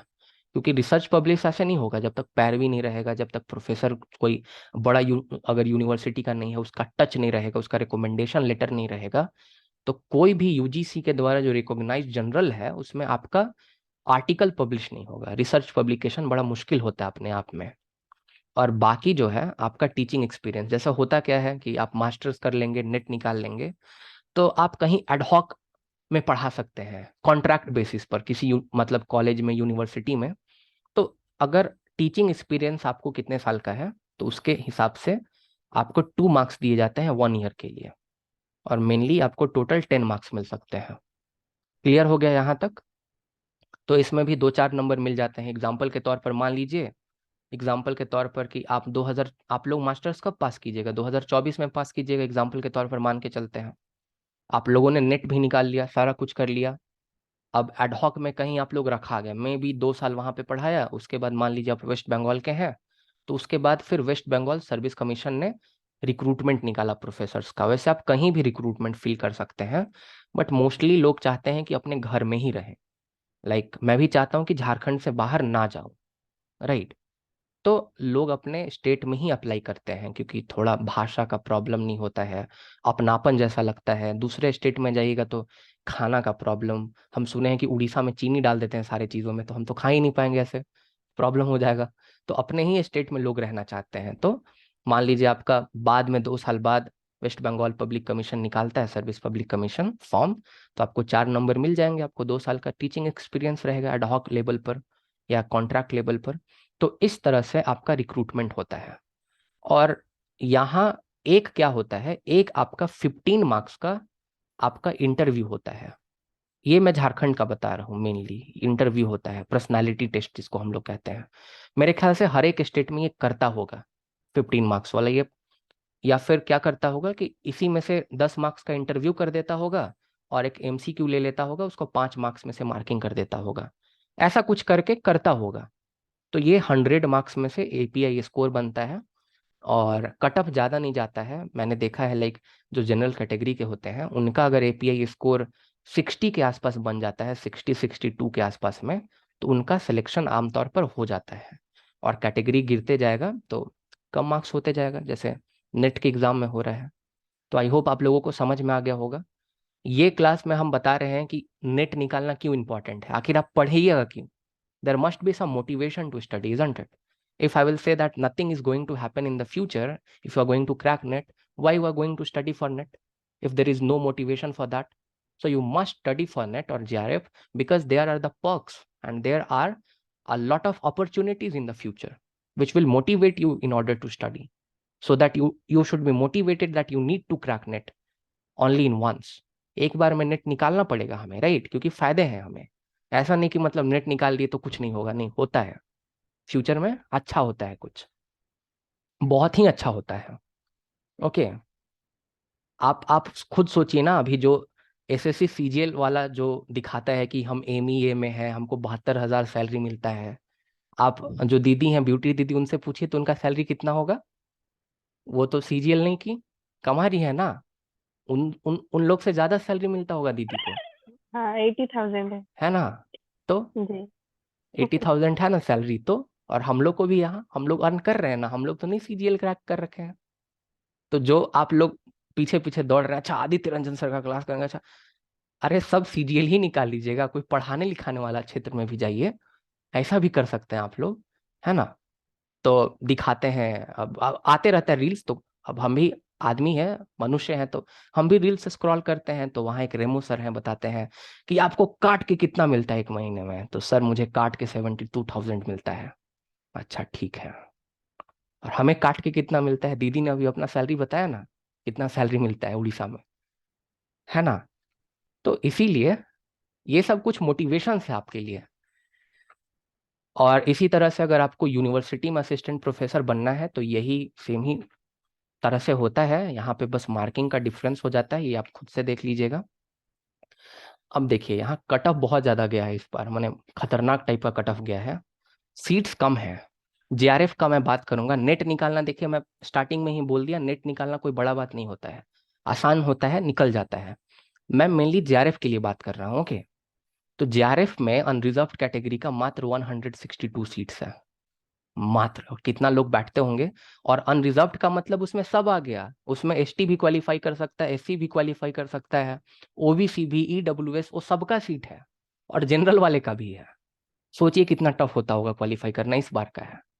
और इस बार ये कट ऑफ गया, मेरा कितना परसेंटाइल है, 99.67 के आसपास है मेरा। ये कट ऑफ है 99.57 परसेंटाइल, ये परसेंटेज नहीं है, परसेंटेज मत सोचिएगा। इतना कोई परसेंटेज ला देगा तो मतलब फिर तो नेट का तैयारी करना आप लोग छोड़ ही सकते हैं, फिर क्यों जेआरएफ पढ़िएगा। तो ये चीज समझ में आया। तो बहुत कम सीट्स हैं जनरल के लिए। ईडब्ल्यूएस का भी देखिएगा तो सीट्स कम ही है, राइट। तो ये सब, फिर उसके बाद ओबीसी का सीट्स देख लीजिए, नॉन क्रीमी लेयर का इतना सीट है, कट ऑफ आप देखते जाइए। मैंने आपको मेनली बता दिया कि आपको कितना प्रिपरेशन करना है। ये आपको यहाँ से जानकारी, कहाँ था, यहाँ से आपको जानकारी ले लेना है कि मुझे कितना मार्क्स स्कोर करना पड़ेगा, लाइक कितने क्वेश्चन 150 में से सही करने पड़ेंगे तो मेरा एग्जाम हो जाएगा। ये आपको तय करना पड़ेगा यहाँ से देख के, है ना। ये कट ऑफ पे मत जाइएगा। कट ऑफ क्या होता है ना, कि टॉपर कितना मार्क्स लाया है उसके बेसिस पर कट ऑफ बनता है।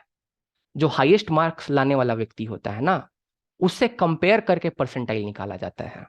ओके, तो percentile is not the actual figure. Okay, ये आपका एक रिलेटिव फिगर होता है, एक रिलेटिव डेटा होता है। It is not the actual data. Okay, तो ये आपको बात ध्यान में रखना है। आई होप आपको क्लियर हो गया होगा।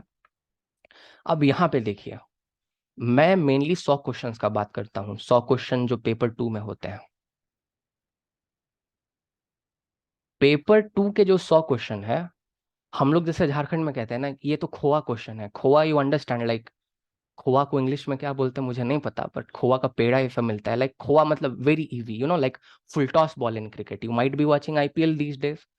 तो फुल टॉस में देखते हैं ना, एकदम लोअर फुल टॉस में भी लगता है कल टीम डेविड, हम हाइलाइट्स देख लेते हैं कभी कभी, टीम डेविड मुंबई इंडियंस का कितना छक्का मार दिया, लाइक लगातार मार दिया ना उसको। कौन है वेस्ट इंडीज वाला, होल्डर, जेसन होल्डर को, है ना। तो फुल टॉस बॉल, बहुत आसान वाला क्वेश्चन। तो 100 में से आप मान के चलिए कि 100 में से मतलब 40 से लेकर 50 क्वेश्चन तो एकदम फुल टॉस बॉल रहेगा, माने मेरे नोट से। माने वो हम बताएंगे कि अच्छा ये आने वाला है और उसी में से आएगा। 40 से 50 क्वेश्चन तो ऐसा ही रहेगा ना, 40 से 50 के बीच में एकदम फुल टॉस बॉल जैसा, बहुत आसान, एकदम नोट्स से। उसमें तो टेंशन ही नहीं लेना है। 50 तो यहाँ से अपना हो गया। अब मे भी आप 50 में से या 40 में से एक दो गलती भी होता है, कॉमन मिस्टेक भी होता है। जैसे मैं अभी दिखाऊंगा, मैंने एक इतना कॉमन मिस्टेक करके आया हूं अभी मैं अपने पेपर में कि मैं अभी क्या बताऊं। लाइक आप मुझसे एक्सपेक्ट नहीं कर सकते, बट होता है जल्दी जल्दी में, एग्जाम का प्रेशर कुछ और होता है। आप बहुत चीजें जानते हैं बट हड़बड़ी में आप गलत टिक लगा के आ जाते हैं। कभी कभी माउस का कर्सर गलत जगह पे क्लिक हो जाता है, तो ये सब चीजें होती हैं।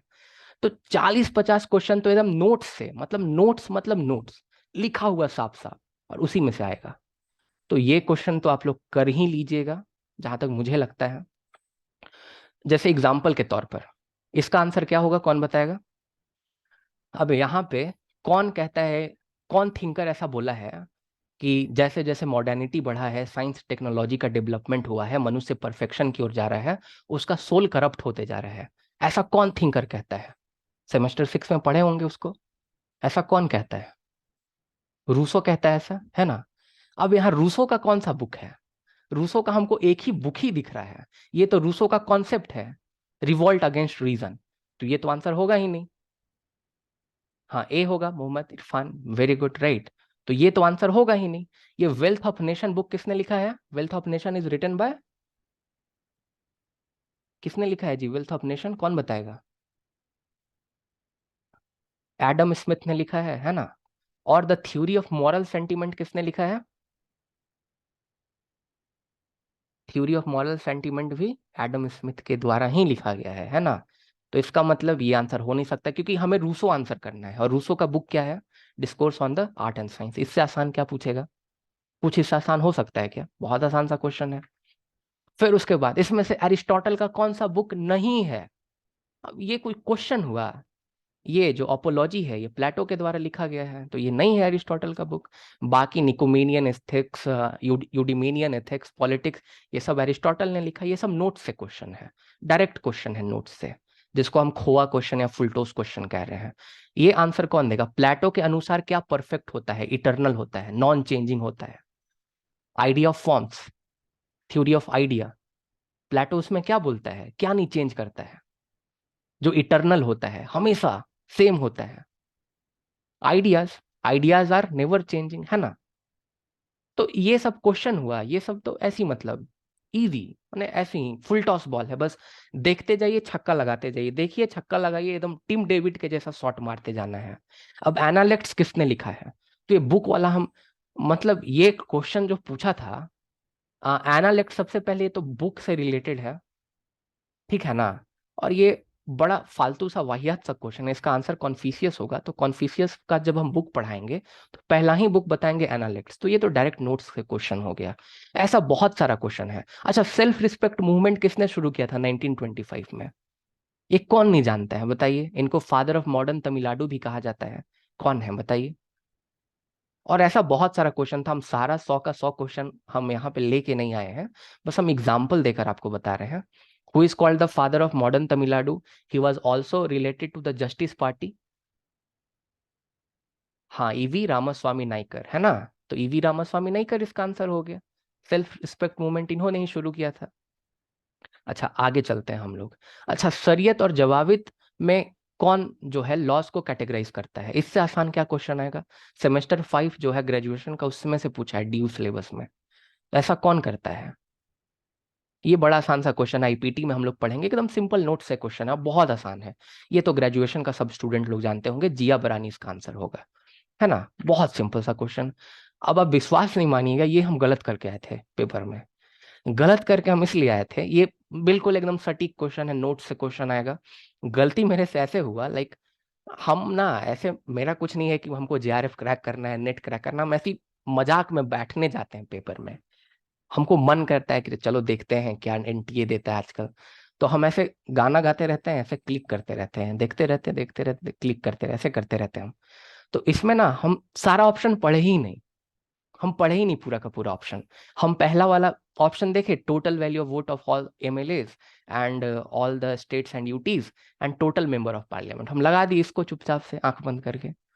और हमको नहीं पता था कि अगले में इलेक्टेड लिखा हुआ है, अगले वाले ऑप्शन में, क्योंकि हम लोग सिर्फ इलेक्टेड मेंबर लेते हैं ना, तो यहाँ इलेक्टेड मेंबर आंसर होगा।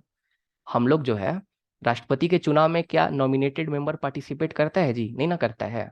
जो राज्यसभा का 12 जो मेंबर नॉमिनेटेड रहता है वो पार्टिसिपेट करता है, नहीं पार्टिसिपेट करता है। अब तो एंग्लो इंडियन का जो है वो तो नॉमिनेशन ही नहीं होता है, उसको तो समाप्त कर दिया सरकार ने, है ना। एंग्लो इंडियन का जो 2 लोगों को नॉमिनेट किया जाता था आपका लोकसभा में, और 1 लोग को विधानसभा में नॉमिनेट किया जा सकता था, ये सरकार ने खत्म कर दिया 104th कॉन्स्टिट्यूशनल अमेंडमेंट एक्ट लाकर। क्योंकि आपको पता होगा आरक्षण शुरू में हमारे संविधान में 10 साल के लिए ही दिया गया था, तो हर एक 10 साल के बाद अमेंडमेंट करके उसको 10 साल के बाद 10 साल ऐसे बढ़ाना पड़ता है। तो अभी आरक्षण की अवधि खत्म हो रही थी, तो मोदी सरकार ने आरक्षण बढ़ाया, है ना। तो बढ़ाया 10 साल के लिए, तो उसमें एंग्लो इंडियन वाला आरक्षण को नहीं बढ़ाया, खत्म कर दिया उसको वहीं से। क्योंकि कुल मिलाकर पिछले वाले कॉन्सेंस एक आपका जनगणना हुआ था, उसमें लगभग 800 लोगों ने अपने आप को एंग्लो इंडियन के तौर पर आइडेंटिफाई कराया था। तो 800 लोगों के लिए 2 सीट देंगे पार्लियामेंट में। आपका एमपी कितने लोगों पर आता है, 4 लाख 5 लाख लोग पर एक एमपी है, और 800 लोग है, ये एंग्लो इंडियन अपने आप को कह रहे हैं, इसको 2 सीट दे देंगे नॉमिनेट करके, हटा दिया इसको। तो इलेक्टेड मेंबर ही सिर्फ प्रेसिडेंट के चुनाव में पार्टिसिपेट करते हैं, नॉमिनेटेड वाले करते ही नहीं है। पर मैंने जोश जोश में जल्दी जल्दी में देखा ही नहीं इलेक्टेड लिखा हुआ है यहाँ, मुझे लगा अच्छा यही लिखा हुआ होगा सब में, तो मैंने इलेक्टेड नहीं देखा, मैंने पहला वाला मार के आ गया मैं। पर इसका आंसर ये होगा। तो ये मतलब मेरा बड़ा कॉमन मिस्टेक है, वरना मेरा 110 सही हो जाता 150 में से। तो ये एक गलती हम किए थे अपने तरफ से, और भी 1-2 बड़ा सिली मिस्टेक करके आए थे। जब आंसर की तो हम मैच करते नहीं है, जब हम देखे कि कितना गलत हुआ क्या हुआ, तो हम देखे ओ अच्छा ये हम गलती करके आ गए, 1-2 और इसी तरह से, मतलब ऑप्शन ठीक से पढ़े नहीं और गलती हो गया मेरे से। अब ये अगर कोई आपसे पूछे 86th कॉन्स्टिट्यूशनल अमेंडमेंट से क्या इंसर्ट किया गया है हमारे कॉन्स्टिट्यूशन में, कौन बताएगा। अटल बिहारी वाजपेयी की सरकार ने इसको लाया था। सर, राइट हाँ हाँ, राइट टू एजुकेशन, कौन से आर्टिकल में उसको इंसर्ट किया गया। 21A। 21A में, और उसने डीपीएसपी में भी चेंजेस किया था ना आर्टिकल 45 में, है यस ना। सर। याद याद है। ये जो यस। आपका अमेंडमेंट होता है ये 3 जगह चेंजेस करता है, डीपीएसपी के आर्टिकल 45 में करता है, उसके बाद जैसा कि आपने बोला ये इंसर्ट करता है एक article 21A, right, right to education वाला। उसके बाद ये आपका जो फंडामेंटल ड्यूटी है उसमें भी चेंज करता है। स्टार्टिंग में कितने फंडामेंटल ड्यूटीज थे हमारे कॉन्स्टिट्यूशन में? सर 10 थे और इससे 11th हाँ, शायद ऐड किया था। हाँ 11th ऐड किया। और स्वरण सिंह कमेटी है उसके एडवाइस पे, रिकमेंडेशन पे ये सब किया गया था, है ना, इंदिरा गांधी ने Yes. जब 42nd कॉन्स्टिट्यूशनल अमेंडमेंट एक्ट पास किया था। तो ये बड़ा सिंपल सा क्वेश्चन है, मैंने ये देखते के साथ आपको आंसर मिल जाएगा कि ये Second. एडुकेशन से रिलेटेड है ना। हम्म, तो ये सब मतलब they are very easy question, like you just need to read the question, just you need to look at them and just you need to answer. तो बहुत मतलब अब ये पूछेगा कि पब्लिक इंटरेस्ट लिटिगेशन किसने लाया है, तो ये तो मेरे नोट से क्वेश्चन, ये मैं आपको पढ़ाऊंगा, पीएन भागवती आंसर होगा। अब रंजन गोगोई कहाँ से होगा, ये ऐसी नल एंड वॉइड है। अब एंटी डिफेक्शन को किस अमेंडमेंट से जोड़ा गया, बच्चा बच्चा जानता है, मतलब ग्रेजुएशन का तो जानता ही होगा जहां तक मुझे पता है। एंटी डिफेक्शन को कौन से अमेंडमेंट से लाया गया संविधान में? 51 52nd फिफ्टी सेकेंड। सेकेंड है ना। तो 52nd से इसको लाया गया, और कौन सा इसके से शेड्यूल जोड़ा गया? शेड्यूल कौन सा जोड़ा गया? अभी अभी हमारे कॉन्स्टिट्यूशन में कितने शेड्यूल हैं टोटल? सर 12। 12। पहले कितने थे जब हमारा संविधान स्टार्टिंग में बन के तैयार हुआ था तो? सर 8। 8 थे, है ना। तो 8 थे ना, तो 8 से यस 12 हुए, तो इसके मतलब अमेंडमेंट कर करके शेड्यूल जोड़ा गया होगा। तो ये यस शेड्यूल नंबर 10th है, राइट, ये 10th शेड्यूल में दिया हुआ है। ये राजीव गांधी की सरकार ने ऐसा किया था, 52nd कॉन्स्टिट्यूशनल अमेंडमेंट। अच्छा, इससे भी रिलेटेड मेरे नोट से ही क्वेश्चन था, स्पीकर पर एंटी डिफेक्शन नहीं लगता, स्पीकर जो है एंटी डिफेक्शन लॉ से इम्यून रहता है, तो ये भी मैंने अपने स्टूडेंट्स को पढ़ा रखा था और मेरे नोट्स में भी था। इनफैक्ट मैंने सीयूईटी पीजी के क्लास में भी इसको पढ़ा दिया है। और एंटी डिफेक्शन का पहले ना इसमें और एक चेंजेस लाया गया, लाइक 91st कॉन्स्टिट्यूशन जो अमेंडमेंट एक्ट है, ये सब हम लोग धीरे धीरे डिस्कस करेंगे। पहले एक आपका इसमें प्रावधान था स्प्लिट इन पार्टी, 1/3 मेंबर जब छोड़कर जाते थे तो उसको हम लोग एंटी डिफेक्शन में नहीं लाते थे, पर इसको हटा दिया। अब मर्जर इन पार्टी का कॉन्सेप्ट लाया है, 2/3 मेंबर अगर छोड़ के जाएंगे तो मर्जर इन पार्टी होता है। ये सब हम धीरे धीरे पढ़ाएंगे, 91st कॉन्स्टिट्यूशनल अमेंडमेंट एक्ट में है। तो इसका आंसर तो ये हो जाएगा, तो ये भी। अब ये मेरा एकदम सिंपल, ये लूथर गुलिक का कॉन्सेप्ट है। ये किस किस बेसिस पर कहता है कि आपका डिपार्टमेंट हम लोग बना सकते हैं, डिपार्टमेंटलाइजेशन, तो ये एकदम नोट्स में साफ साफ लिखा हुआ है लाइंस में। बताइए इसका आंसर क्या होगा? किस किस? तो इसका ऑप्शन ए ही होगा, purpose person place and process, right. Very good Irfan, very good, right. तो ये इसका आंसर, अभी पब्लिक एडमिनिस्ट्रेशन हो नहीं रखा है, जब करा देंगे तो ये क्वेश्चन आपको लगेगा कि अरे ये तो बहुत आसान क्वेश्चन है, लाइक ये तो एकदम। अब कुछ क्वेश्चन होता है सोच के बनाने लायक, उन्हें मॉडरेट लेवल का मने पढ़ाएंगे हम और उसी में से आएगा, बट डायरेक्ट नहीं रहेगा ये क्वेश्चन। डायरेक्ट जैसे रहता है ना, जैसे ये खोआ क्वेश्चन है ना, ये डायरेक्ट है नोट्स में से, ऐसा नहीं होगा। सोचना पड़ेगा, थोड़ा सा बुद्धि लगाना पड़ेगा। रहेगा नोट से ही, जो पढ़ाएंगे उसी में से होगा, लेकिन सोच के बनेगा, ऐसे नहीं कि अच्छा इसका तो यही आंसर है, ऐसे टिक जल्दी जल्दी नहीं कर पाएगा, ऐसा वाला क्वेश्चन रहता है। अब एग्जाम्पल के तौर पर देखिए, जो जॉन डेवी है वो कहते हैं democracy is a way of life. ये मैं आपको पढ़ाऊंगा, तो मैं आपको पढ़ाऊंगा कि democracy is a way of life. अच्छा, जॉन डेवी किसके टीचर थे? Any idea? जॉन डेवी किसके प्रोफेसर बी थे? आर अम्बेडकर। है ना। डॉक्टर बी आर और नेहरू जी के प्रोफेसर कौन थे? सर लास्की, हारुल लास्की, है ना। गांधी। हारुल लास्की थे, राइट। तो जॉन डेवी कहते हैं कि जो डेमोक्रेसी होता है वे ऑफ लाइफ होता है। अच्छा, एक सेकंड बस मेरे को दीजिएगा ना, एक सेकंड बस।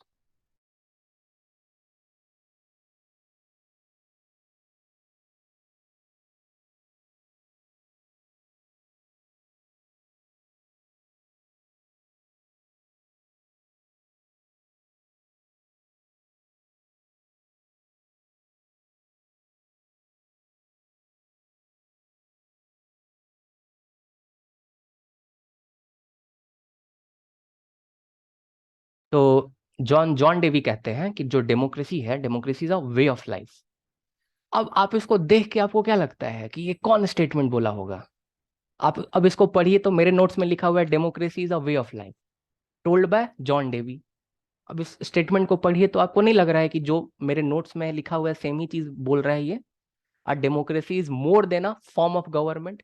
डेमोक्रेसी सरकार से बढ़ के होता है, सरकार के एक प्रणाली से बढ़ के है। डेमोक्रेसी जो है वो लिविंग से, मोड ऑफ एसोसिएटेड लिविंग है, एक जीने का तरीका है डेमोक्रेसी। तो ये कौन कहेगा? जॉन डेवी कहेगा, क्योंकि ऐसा हम आपको पढ़ाएंगे। तो ये सोच के बनाने वाला क्वेश्चन है। समझ में आया? कोई डाउट नहीं है इसमें। उसी तरह से सोफिया या सोफी, ये किसके बुक का कैरेक्टर है?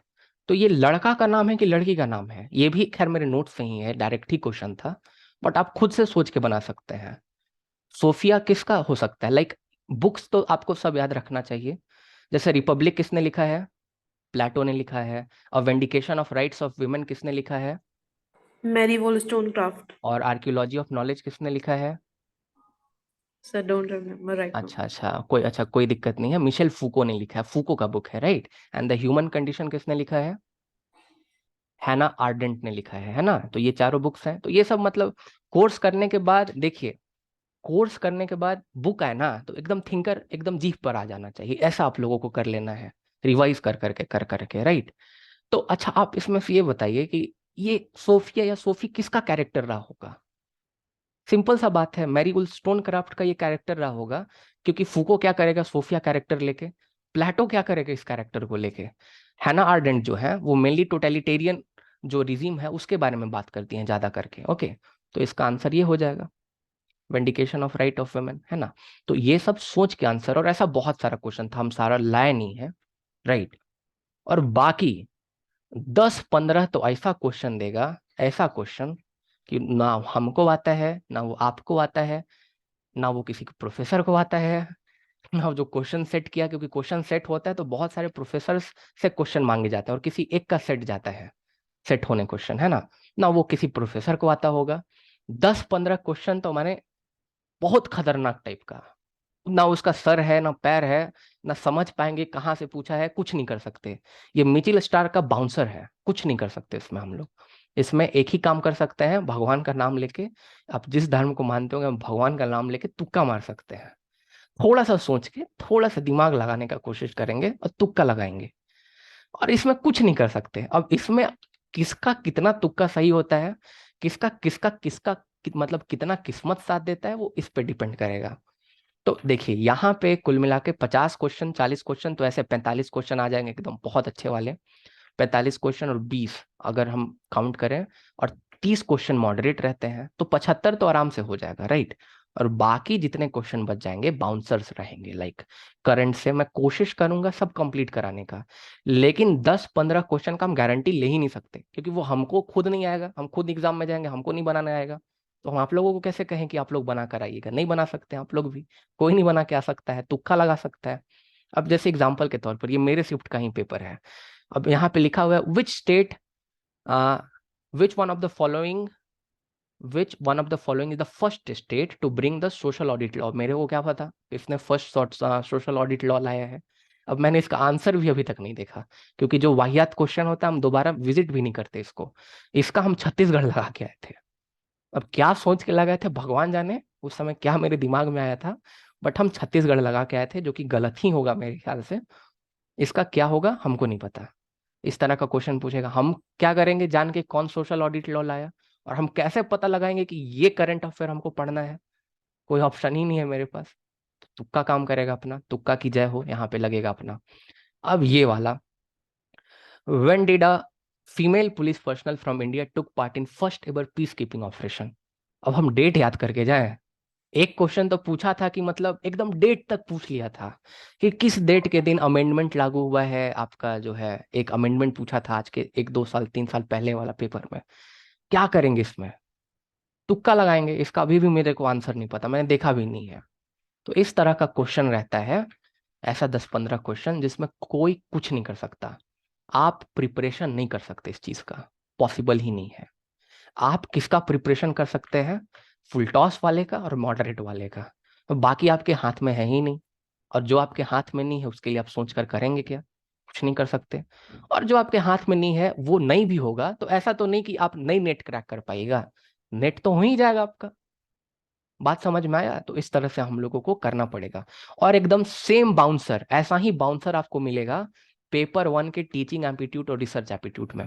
आप कितना भी पढ़ के जाइए टीचिंग एप्टीट्यूड रिसर्च एप्टीट्यूड, ऐसा क्वेश्चन पूछेगा। अगर हम अभी दिखा देंगे आपको टीचिंग रिसर्च एप्टीट्यूड का क्वेश्चन, तो सर पटक लीजिएगा। मेरे को खुद नहीं आता है, मेरे को खुद नहीं आता है, हम आप लोगों को क्या बोलेंगे। पर हम तुक्का उक्का मारे हैं दिमाग लगा के। देखिए होता क्या है ना, एक और टिप्स देते हैं। जैसे मेरा हिंदी भी ठीक है, like I am from Jharkhand, Hindi speaking state, okay. तो ऊपर में ऑप्शन दिया रहता है, जैसे आप एनटीए का जब आपको लॉगिन मिलेगा ना अपना, तो लॉगिन मिलेगा। अच्छा इस बार किसने किसने नेट दिया था, ये मार्च वाला दिसंबर वाला किसी ने दिया था क्या? किसी ने अपीयर किया था इस एग्जाम में? तो अगर आपने अपीयर नहीं किया तो मैं आपको बता देता हूँ, लैंग्वेज आप कभी भी चेंज कर सकते हैं। हर एक क्वेश्चन के ऊपर में ए और अ लिखा हुआ रहता है। अगर आप इंग्लिश में है तो ऊपर में अ पर क्लिक कीजिएगा तो हिंदी में क्वेश्चन आ जाएगा, और हिंदी में है तो इंग्लिश में क्वेश्चन आ जाएगा। तो पॉलिटिकल साइंस तो मैंने इंग्लिश में ही पढ़ा है, मुझे हिंदी कुछ समझ में भी नहीं आएगा और ऊपर से ही मेरा जाएगा। तो पॉलिटिकल साइंस तो इंग्लिश में ही अटेम्प्ट करते हैं। ये टीचिंग एप्टीट्यूड वाला जो रहता है ना, ये वाला क्वेश्चन हम क्या करते हैं ना कि इसमें बहुत टाइम देते हैं। एक एक क्वेश्चन 2 मिनट 3 मिनट 4 मिनट ध्यान से देखेंगे। एक बार इंग्लिश में देखेंगे, एक आध वर्ड पकड़ाएगा, अच्छा इसका जनरल मीनिंग ये होता है, तो उसको लिख लेंगे। हिंदी में फिर उसको लाएंगे सेम क्वेश्चन को, फिर देखेंगे अच्छा हिंदी का ये वर्ड पकड़ा रहा है। और ऐसा सेट किया रहता है कि अगर आप एक पकड़ लिए ना मैच वाला, तो आपका पूरा सही हो जाएगा। तो हम ऐसे दिमाग लगाते हैं सब क्वेश्चन में। तो ऐसा नहीं कि आपने एक, क्योंकि बहुत स्टूडेंट लोग सोचता है कि हम तो इंग्लिश मीडियम चूज किए हैं तो हम हिंदी में तो क्वेश्चन कन्वर्ट ही नहीं कर पाएंगे। नहीं, at any point of time in examination you could actually change your language. English में दिखा रहे तो हिंदी कर सकते हैं, और हिंदी से इंग्लिश कर सकते हैं। बस 2 ही लैंग्वेज का ऑप्शन देता है मेरे ख्याल से, बाकी है कि नहीं उसका मेरे को आइडिया नहीं है। तो पेपर 1 में अच्छा स्कोर कैसे किया जाए, अब थोड़ा इसको देखते हैं, और पेपर 2 कैसे किया जाए। मेरा क्या स्ट्रैटेजी रहा है अभी तक का, हम आपको बता रहे हैं। मेरा पर्सनल जो स्ट्रैटेजी रहा है अभी तक, देखिए हम क्या करते हैं। आप एक बार अपने डोमेन पेपर का सही से प्रिपरेशन करके जाइएगा, पेपर 2 का। तो हम दावा करते हैं कि अगर आप कितना भी स्लो हैं इंग्लिश पढ़ने में समझने में, आप विश्वास नहीं मानिएगा, आपको लगेगा मजाक कर रहे होंगे, बट हम 100 क्वेश्चन हम 45 मिनट में सॉल्व किए थे इस बार। और हम बहुत पहले अपना पेपर सबमिट कर दिए थे, 45 मिनट में 100 क्वेश्चन सॉल्व किए थे। और आप भी कर सकते हैं। आप ज्यादा से ज्यादा कितना लेंगे, 1.5 घंटे? 1.5 घंटे में तो कर लेंगे ना, 45 मिनट में मे भी आप ना कर पाए। और मैं नहीं भी करने का सलाह दूंगा, क्योंकि यही 45 मिनट और काबिल बनने के चक्कर में 2-4 इजी इजी क्वेश्चन गलत करके आए हैं। दो मतलब 2-4 नहीं, 1-2 जो है इजी क्वेश्चन गलत करके आए हैं। आराम से टाइम लीजिए, मेरा तो हो रखा है, मेरे को टेंशन नहीं है। नहीं भी निकलेगा तो मेरा क्या जाएगा, राइट? तो इसीलिए हम ऐसी, मतलब शौक शौक में देते हैं। तो करना क्या है, आपको आपको 1.5 घंटे ले लेना है। आप 1.5 घंटे लगाइए, और 1.5 घंटे से कम ही टाइम लगेगा, क्योंकि आपको तो आते रहेगा। जो आते रहेगा इजी वाला क्वेश्चन फुल टॉस वाला, वो तो पढ़िएगा टिक लगाइएगा, पढ़िएगा टिक लगाइएगा, आगे बढ़ते जाइएगा। हाँ, कॉम्प्रीहेंशन में पढ़ के टाइम दे के उसको आंसर करना पड़ेगा। तो ज्यादा से ज्यादा 1.5 घंटा लगेगा। और मॉक्स प्रोवाइड करेंगे, कम से कम 15 के आसपास रोज क्विजेस प्रोवाइड करेंगे। तो मॉक्स को कोशिश करना है कि हम 1.5 घंटे से ज्यादा टाइम ना लें, हम सॉल्व कर दें इतने में। और ऐसा नहीं होता है कि आप सेक्शन ए में जाइएगा कि सेक्शन बी में जाइएगा, आप कोई भी सेक्शन में आप चाहिएगा तो आप शुरू में ही पहले मिनट से ही पहले पॉलिटिकल साइंस का ही सॉल्व कर सकते हैं। और मैं हर एक तरह से अलग अलग एग्जाम में मैंने सॉल्व करके देखा है। मतलब किसी साल मन करता है तो किसी साल पेपर 1 सॉल्व कर लेते हैं पहले, किसी साल मन करता है तो सीधे 51 क्वेश्चन पे चले जाते हैं, वहां से सॉल्व करना पॉलिटिकल साइंस शुरू कर देते हैं। तो कोई दिक्कत का बात नहीं, 1.5 घंटा लेके कंप्लीट कीजिए अपने पेपर को। पेपर 2 कंप्लीट हो गया आपका, आराम से 75 तक आप करेक्ट कर लीजिएगा, कोई दिक्कत नहीं होगा। इतना हम आपको बता रहे हैं, विश्वास रखिए मेरे ऊपर। 75 आराम से करेक्ट करके आइएगा। हो गया ये काम अपना। अब आगे क्या करना है, 1.5 घंटा बचा हुआ है। 1.5 घंटा बचा हुआ है ना, अच्छे से क्वेश्चन पढ़िए पेपर 1 का। एक एक क्वेश्चन में 2-2 मिनट 4-4 मिनट 5-5 मिनट। मैथ्स का क्वेश्चन है, मैथ्स वीक है, कैलकुलेशन वीक है, कोई बात नहीं, टाइम लगाइए। डेटा इंटरप्रिटेशन नहीं आता है ना, कोई बात नहीं, 30 मिनट। आधा घंटा 5 क्वेश्चन को दीजिए, 30 मिनट। और हम देते हैं, हम 20-25 मिनट डेटा इंटरप्रिटेशन को देते हैं, क्योंकि हमको पता है कि मेरा ये 25 मिनट बर्बाद नहीं हो रहा है, क्योंकि आंसर आ रहा है मेरा, 5 का 5 लेके जाएंगे हम डेटा इंटरप्रिटेशन का। तो 30 मिनट डेटा इंटरप्रिटेशन में दिए, बाकी 45 क्वेश्चन बचा, उसमें आराम से 1 घंटे का टाइम दीजिए अच्छे से, और कोशिश कीजिए कि ये टाइम को और घटाएं, पेपर 2 का टाइम घटा दें। और जेआरएफ के लिए और जो नेट निकालना चाहते हैं, प्रेशर ही मत लीजिए, आराम से पढ़ते रहिए, मजे मजे में मौज मौज में निकल जाएगा। ये जेआरएफ के लिए हम बोल रहे हैं कि जेआरएफ का क्या स्ट्रैटेजी होना चाहिए। ये टाइम और कम कीजिए, हो सकता है तो इसको 1 घंटे करके लाइए, तब आपके पेपर 1 में 2 घंटे का टाइम मिलेगा। और तब आप टीचिंग एप्टीट्यूड का क्वेश्चन, रिसर्च एप्टीट्यूड का क्वेश्चन क्या कीजिए, एक क्वेश्चन को देखते रहिए ध्यान से, कोई वर्ड समझ में आता है लिख लीजिए रफ शीट मांग के, उसको हिंदी में फिर से दोबारा से देखिए। अब कोई कोई क्वेश्चन समझ में भी नहीं आता हिंदी में, जैसे कम्युनिकेशन को संप्रेषण कहते हैं, ऐसा कुछ मतलब कहते हैं हिंदी में। मुझे इस बार के नेट के एग्जाम में पता चला जाके कि उसको संप्रेषण कहा जाता है, क्योंकि कोई कम्युनिकेशन का क्वेश्चन था, हम उसको हिंदी में लगाए, हम हिंदी में कुछ समझ में आएगा, इंग्लिश में तो नहीं समझ में आ रहा है। तो हिंदी में और खतरनाक लैंग्वेज था, बोले ना हिंदी में भी और नहीं समझ में आ रहा है, फिर से इंग्लिश में किए उसको, फिर ध्यान से देखे तो वो क्वेश्चन नहीं बना, फिर 1-2 मिनट के बाद समझ में आ जाएगा आपको कि नहीं, इसमें कोई क्लू नहीं, कोई हिंट नहीं है। जब कोई क्लू कोई हिंट नहीं है तो तुक्का मारिए, फिर क्या कीजिएगा आप उसमें। और तुक्का मारने का भी तरीका होता है, तुक्का मारने का तरीका है आप एलिमिनेट कर सकते हैं 2 ऑप्शन को, धीरे धीरे हम लोग सीखेंगे। तो कुल मिलाकर जेआरएफ के लिए स्ट्रैटेजी क्या होना चाहिए, आपको अपना समय कर देना है रिड्यूस, बहुत रिड्यूस कर देना है पेपर 2 में, क्योंकि पेपर 2 का आप 5,000 देकर क्लास ले रहे हैं, इसीलिए आपको पेपर 2 का कम करना पड़ेगा टाइम, मेनली फॉर जेआरएफ। और जिसको नेट निकालना है चुपचाप से मौज में पढ़िए, कोई दिक्कत का बात नहीं। और 2 घंटे का ठीक टाइम दीजिए, मैथ्स नहीं आता है कोई बात नहीं, हमसे नहीं 3 मिनट में क्वेश्चन बना, हम 10 मिनट लगा के मैथ्स का क्वेश्चन बनाएंगे, लेकिन बनाएंगे जरूर, छोड़ेंगे नहीं हम।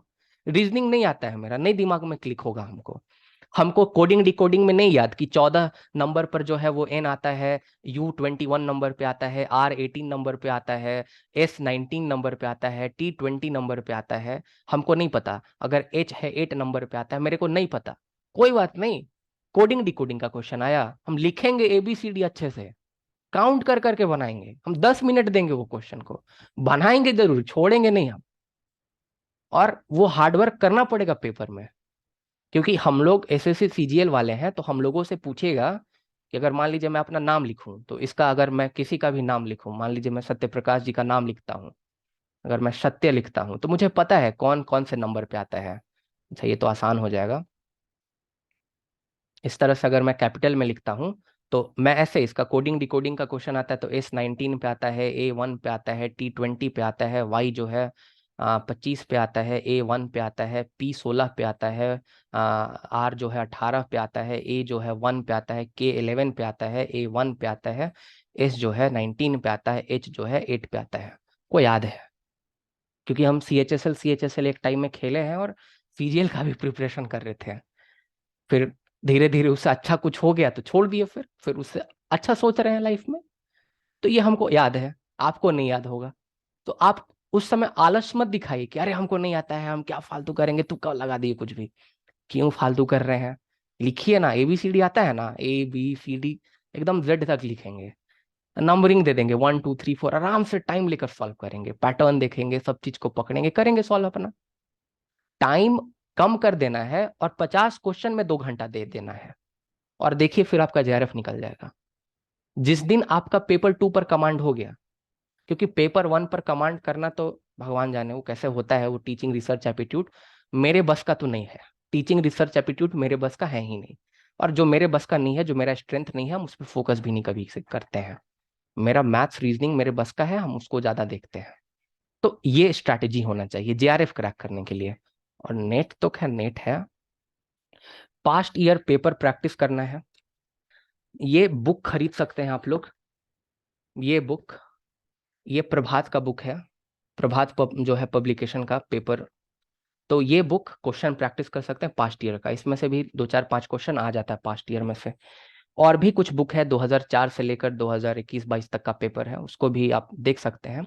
आंसर्स पर मत फोकस करें, नहीं ये बुक का आंसर भी सही दिया हुआ है, most of the answers are correct, तो इसीलिए मैं इसको प्रेफर करने बोल रहा हूँ। एक ये बुक रहता है, मेरे पास बुक सारा है, केवीएस मदान। केवीएस मदान ये सिलेबस देखने के लिए बुक है पेपर 1 का। विश्वास मानिए कभी नहीं पढ़े आज तक लाइफ में, ना पढ़ेंगे कभी लाइफ में। और अपना नोट्स क्या होना चाहिए, strategy, past year paper solve कीजिए, ये बुक खरीद सकते हैं पास्ट ईयर पेपर के लिए।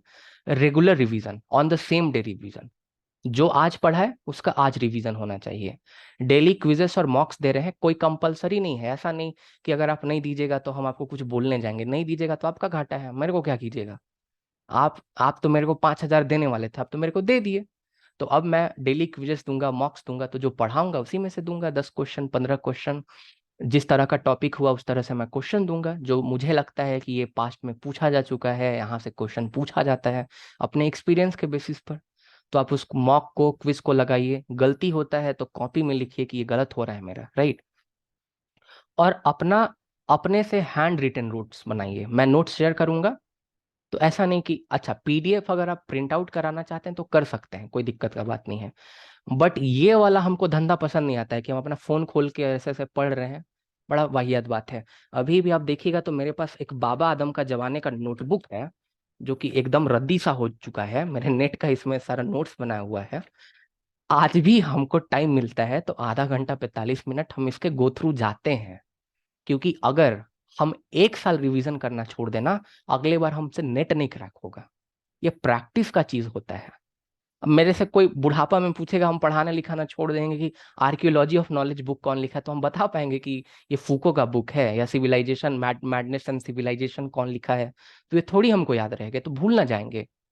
क्योंकि आप लोग जो साइंस पढ़े होंगे 12th क्लास में, या बायोलॉजी पढ़े होंगे, नीट का प्रिपरेशन करते होंगे, आपका बायो में बहुत अच्छा कमांड होगा, बट सेम चीज आपको उतना याद है कि अभी के टाइम में अपना प्रैक्टिस छोड़ा, भूल गया। तो जब तक आप नेट जेआरएफ नहीं क्वालिफाई करते हैं, अगर पहली बार में नेट होता है, अगर अनरिजर्व्ड कैटेगरी से हैं कोई बात नहीं, दोबारा कोर्स लेने का जरूरत नहीं है, आराम से नोट्स पर रिवाइज कीजिए, एक बार 2 बार में हो जाएगा, अनरिजर्व्ड का भी जेआरएफ हो जाएगा।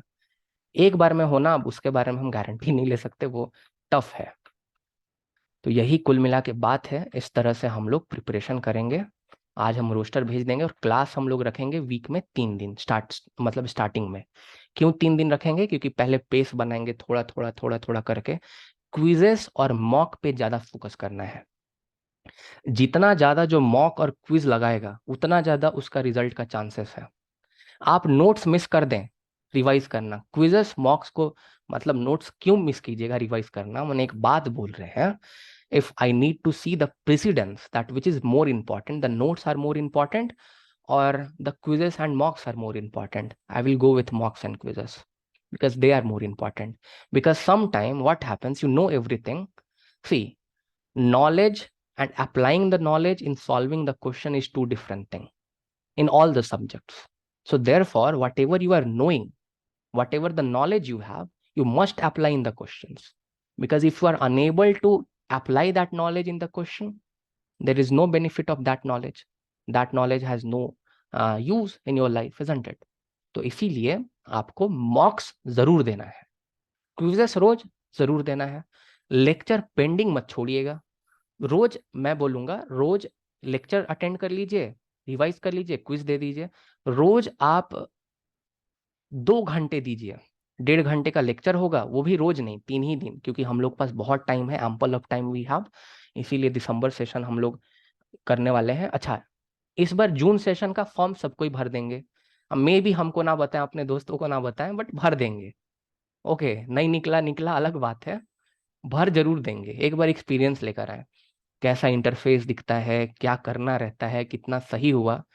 और मे भी आपका इसी बार नेट निकल जाए, मे भी आपका निकल जाए इसी बार, कोई ठीक नहीं है, क्योंकि मैं पढ़ाता जाऊंगा भी। जून वाला में टाइम है, अभी टाइम है, तब तक हम लोग काफी सिलेबस कंप्लीट कर रखे होंगे। ओके, क्योंकि जून में भी फॉर्म ही आएगा, अभी एग्जाम कब लेगा, क्योंकि दिसंबर वाला तो मार्च में जाके लिया, तो जून वाला अक्टूबर से पहले क्या लेगा। तो मे भी उस समय नेट हो जाए, और मे भी दिसंबर वाले में आपका जेआरएफ हो जाए। That would be most happiest thing, isn't it? मैं जनरल कैटेगरीज के लिए कर रहा हूँ, और बाकी तो आप लोग देख लीजिए आप कैसे आपको प्रिपरेशन करना है। तो आई होप सबको समझ में आ गया होगा कैसे करना है, क्या करना है, कितना पढ़ना है। कल से हम लोग क्लासेस, नहीं कल से नहीं, मतलब देखिए हम लोग का क्लासेस किस किस दिन रहेगा हम बता दे रहे हैं। क्लासेस रहेगा MWF में, लाइक मंडे को, वेंसडे को एंड फ्राइडे को। आज मंडे है आई थिंक। और सैटरडे को हम लोग एक डाउट क्लास रखेंगे। पर डाउट क्लास के लिए डाउट रहना भी चाहिए, तो अच्छे से पढ़िएगा तब डाउट होगा, है ना। तो वो हम लोग डाउट क्लास रखेंगे, इंडिविजुअल लेवल पर या फिर ग्रुप लेवल पर हम लोग डिस्कस कर लेंगे।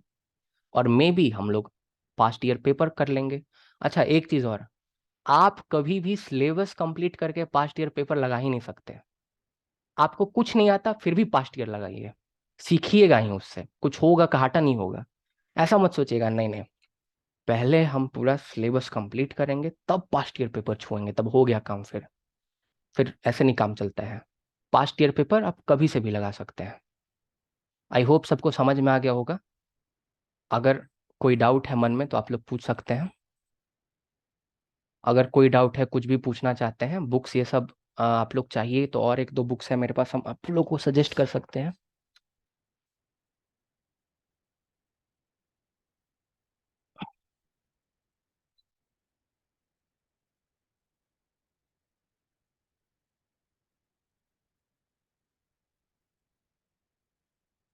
देखिए एक ये बुक है, अब इसके आंसर पे मत जाइएगा, आंसर इसका सारा गलत दिया हुआ है। पर इसमें 2004 से लेकर पेपर है, लाइक 42 पेपर्स दे रखा है इसमें। ये आपका प्रतियोगिता साहित्य का बुक है, ये आप इसको ऑर्डर करा सकते हैं। अब इसको कैश पेमेंट नहीं कीजिएगा, ज़्यादा पैसा लगता है, ऑनलाइन ही इसको दे के आप मंगा सकते हैं, राइट। लाइक ये एक बुक ले सकते हैं आप लोग, एक प्रभात वाला बुक ले सकते हैं, पेपर वन के लिए KVS मदान ले सकते हैं। बट पढ़ना कभी KVS मदान को है नहीं, तो नहीं भी लीजिएगा तो काम चलेगा, वो बस रेफरेंस के लिए हम लोग लेते हैं। अच्छा भी लगता है कि अच्छा मेरे पास बुक है, हम नेट का तैयारी कर रहे हैं, तो ये सब कुछ बुक्स ले सकते हैं। बाकी पॉलिटिकल साइंस में कोई OP गौबा, कोई जेसी जौहरी, कुछ भी पढ़ने का जरूरत नहीं है। नोट्स पढ़िएगा, जो बताएंगे वही पढ़िएगा, बाकी कोई फालतू चीज पढ़ने का जरूरत नहीं है। कोई लक्ष्मीकांत नहीं, कुछ नहीं पढ़ने का जरूरत है। हाँ अगर UPSC का प्रिपरेशन कर रहे हैं तो पढ़िए बिल्कुल। हम अपने तरफ से नहीं बोलेंगे कि OP गौबा पूरा एक पेज से लास्ट पेज तक पढ़ लीजिए, VN खन्ना पढ़ लीजिए, पुष्पेश पंत की बुक पढ़ लीजिए, ना ये सब फालतू बातें हैं। ये टॉपर लोग ऐसे झूठ बोलते हैं, इतना बुक कोई नहीं पढ़ता है आज तक लाइफ में, वो लोग इतना नहीं पढ़ा होगा। आई होप सबको समझ में आ गया होगा। अगर कोई डाउट है तो प्लीज पूछिए मेरे से, वरना क्लास एंड करते हैं। क्योंकि मेरा आज साइकिल आने वाला है, आज हम साइकिल खरीदे हैं सारा कुछ खरीदने के बाद, क्योंकि मेरा कुछ हार्ट में कॉम्प्लिकेशन हो गया था, लाइक पेन कर रहा था मेरा चेस्ट। अब ये सब रिकॉर्डिंग में नहीं जाना चाहिए।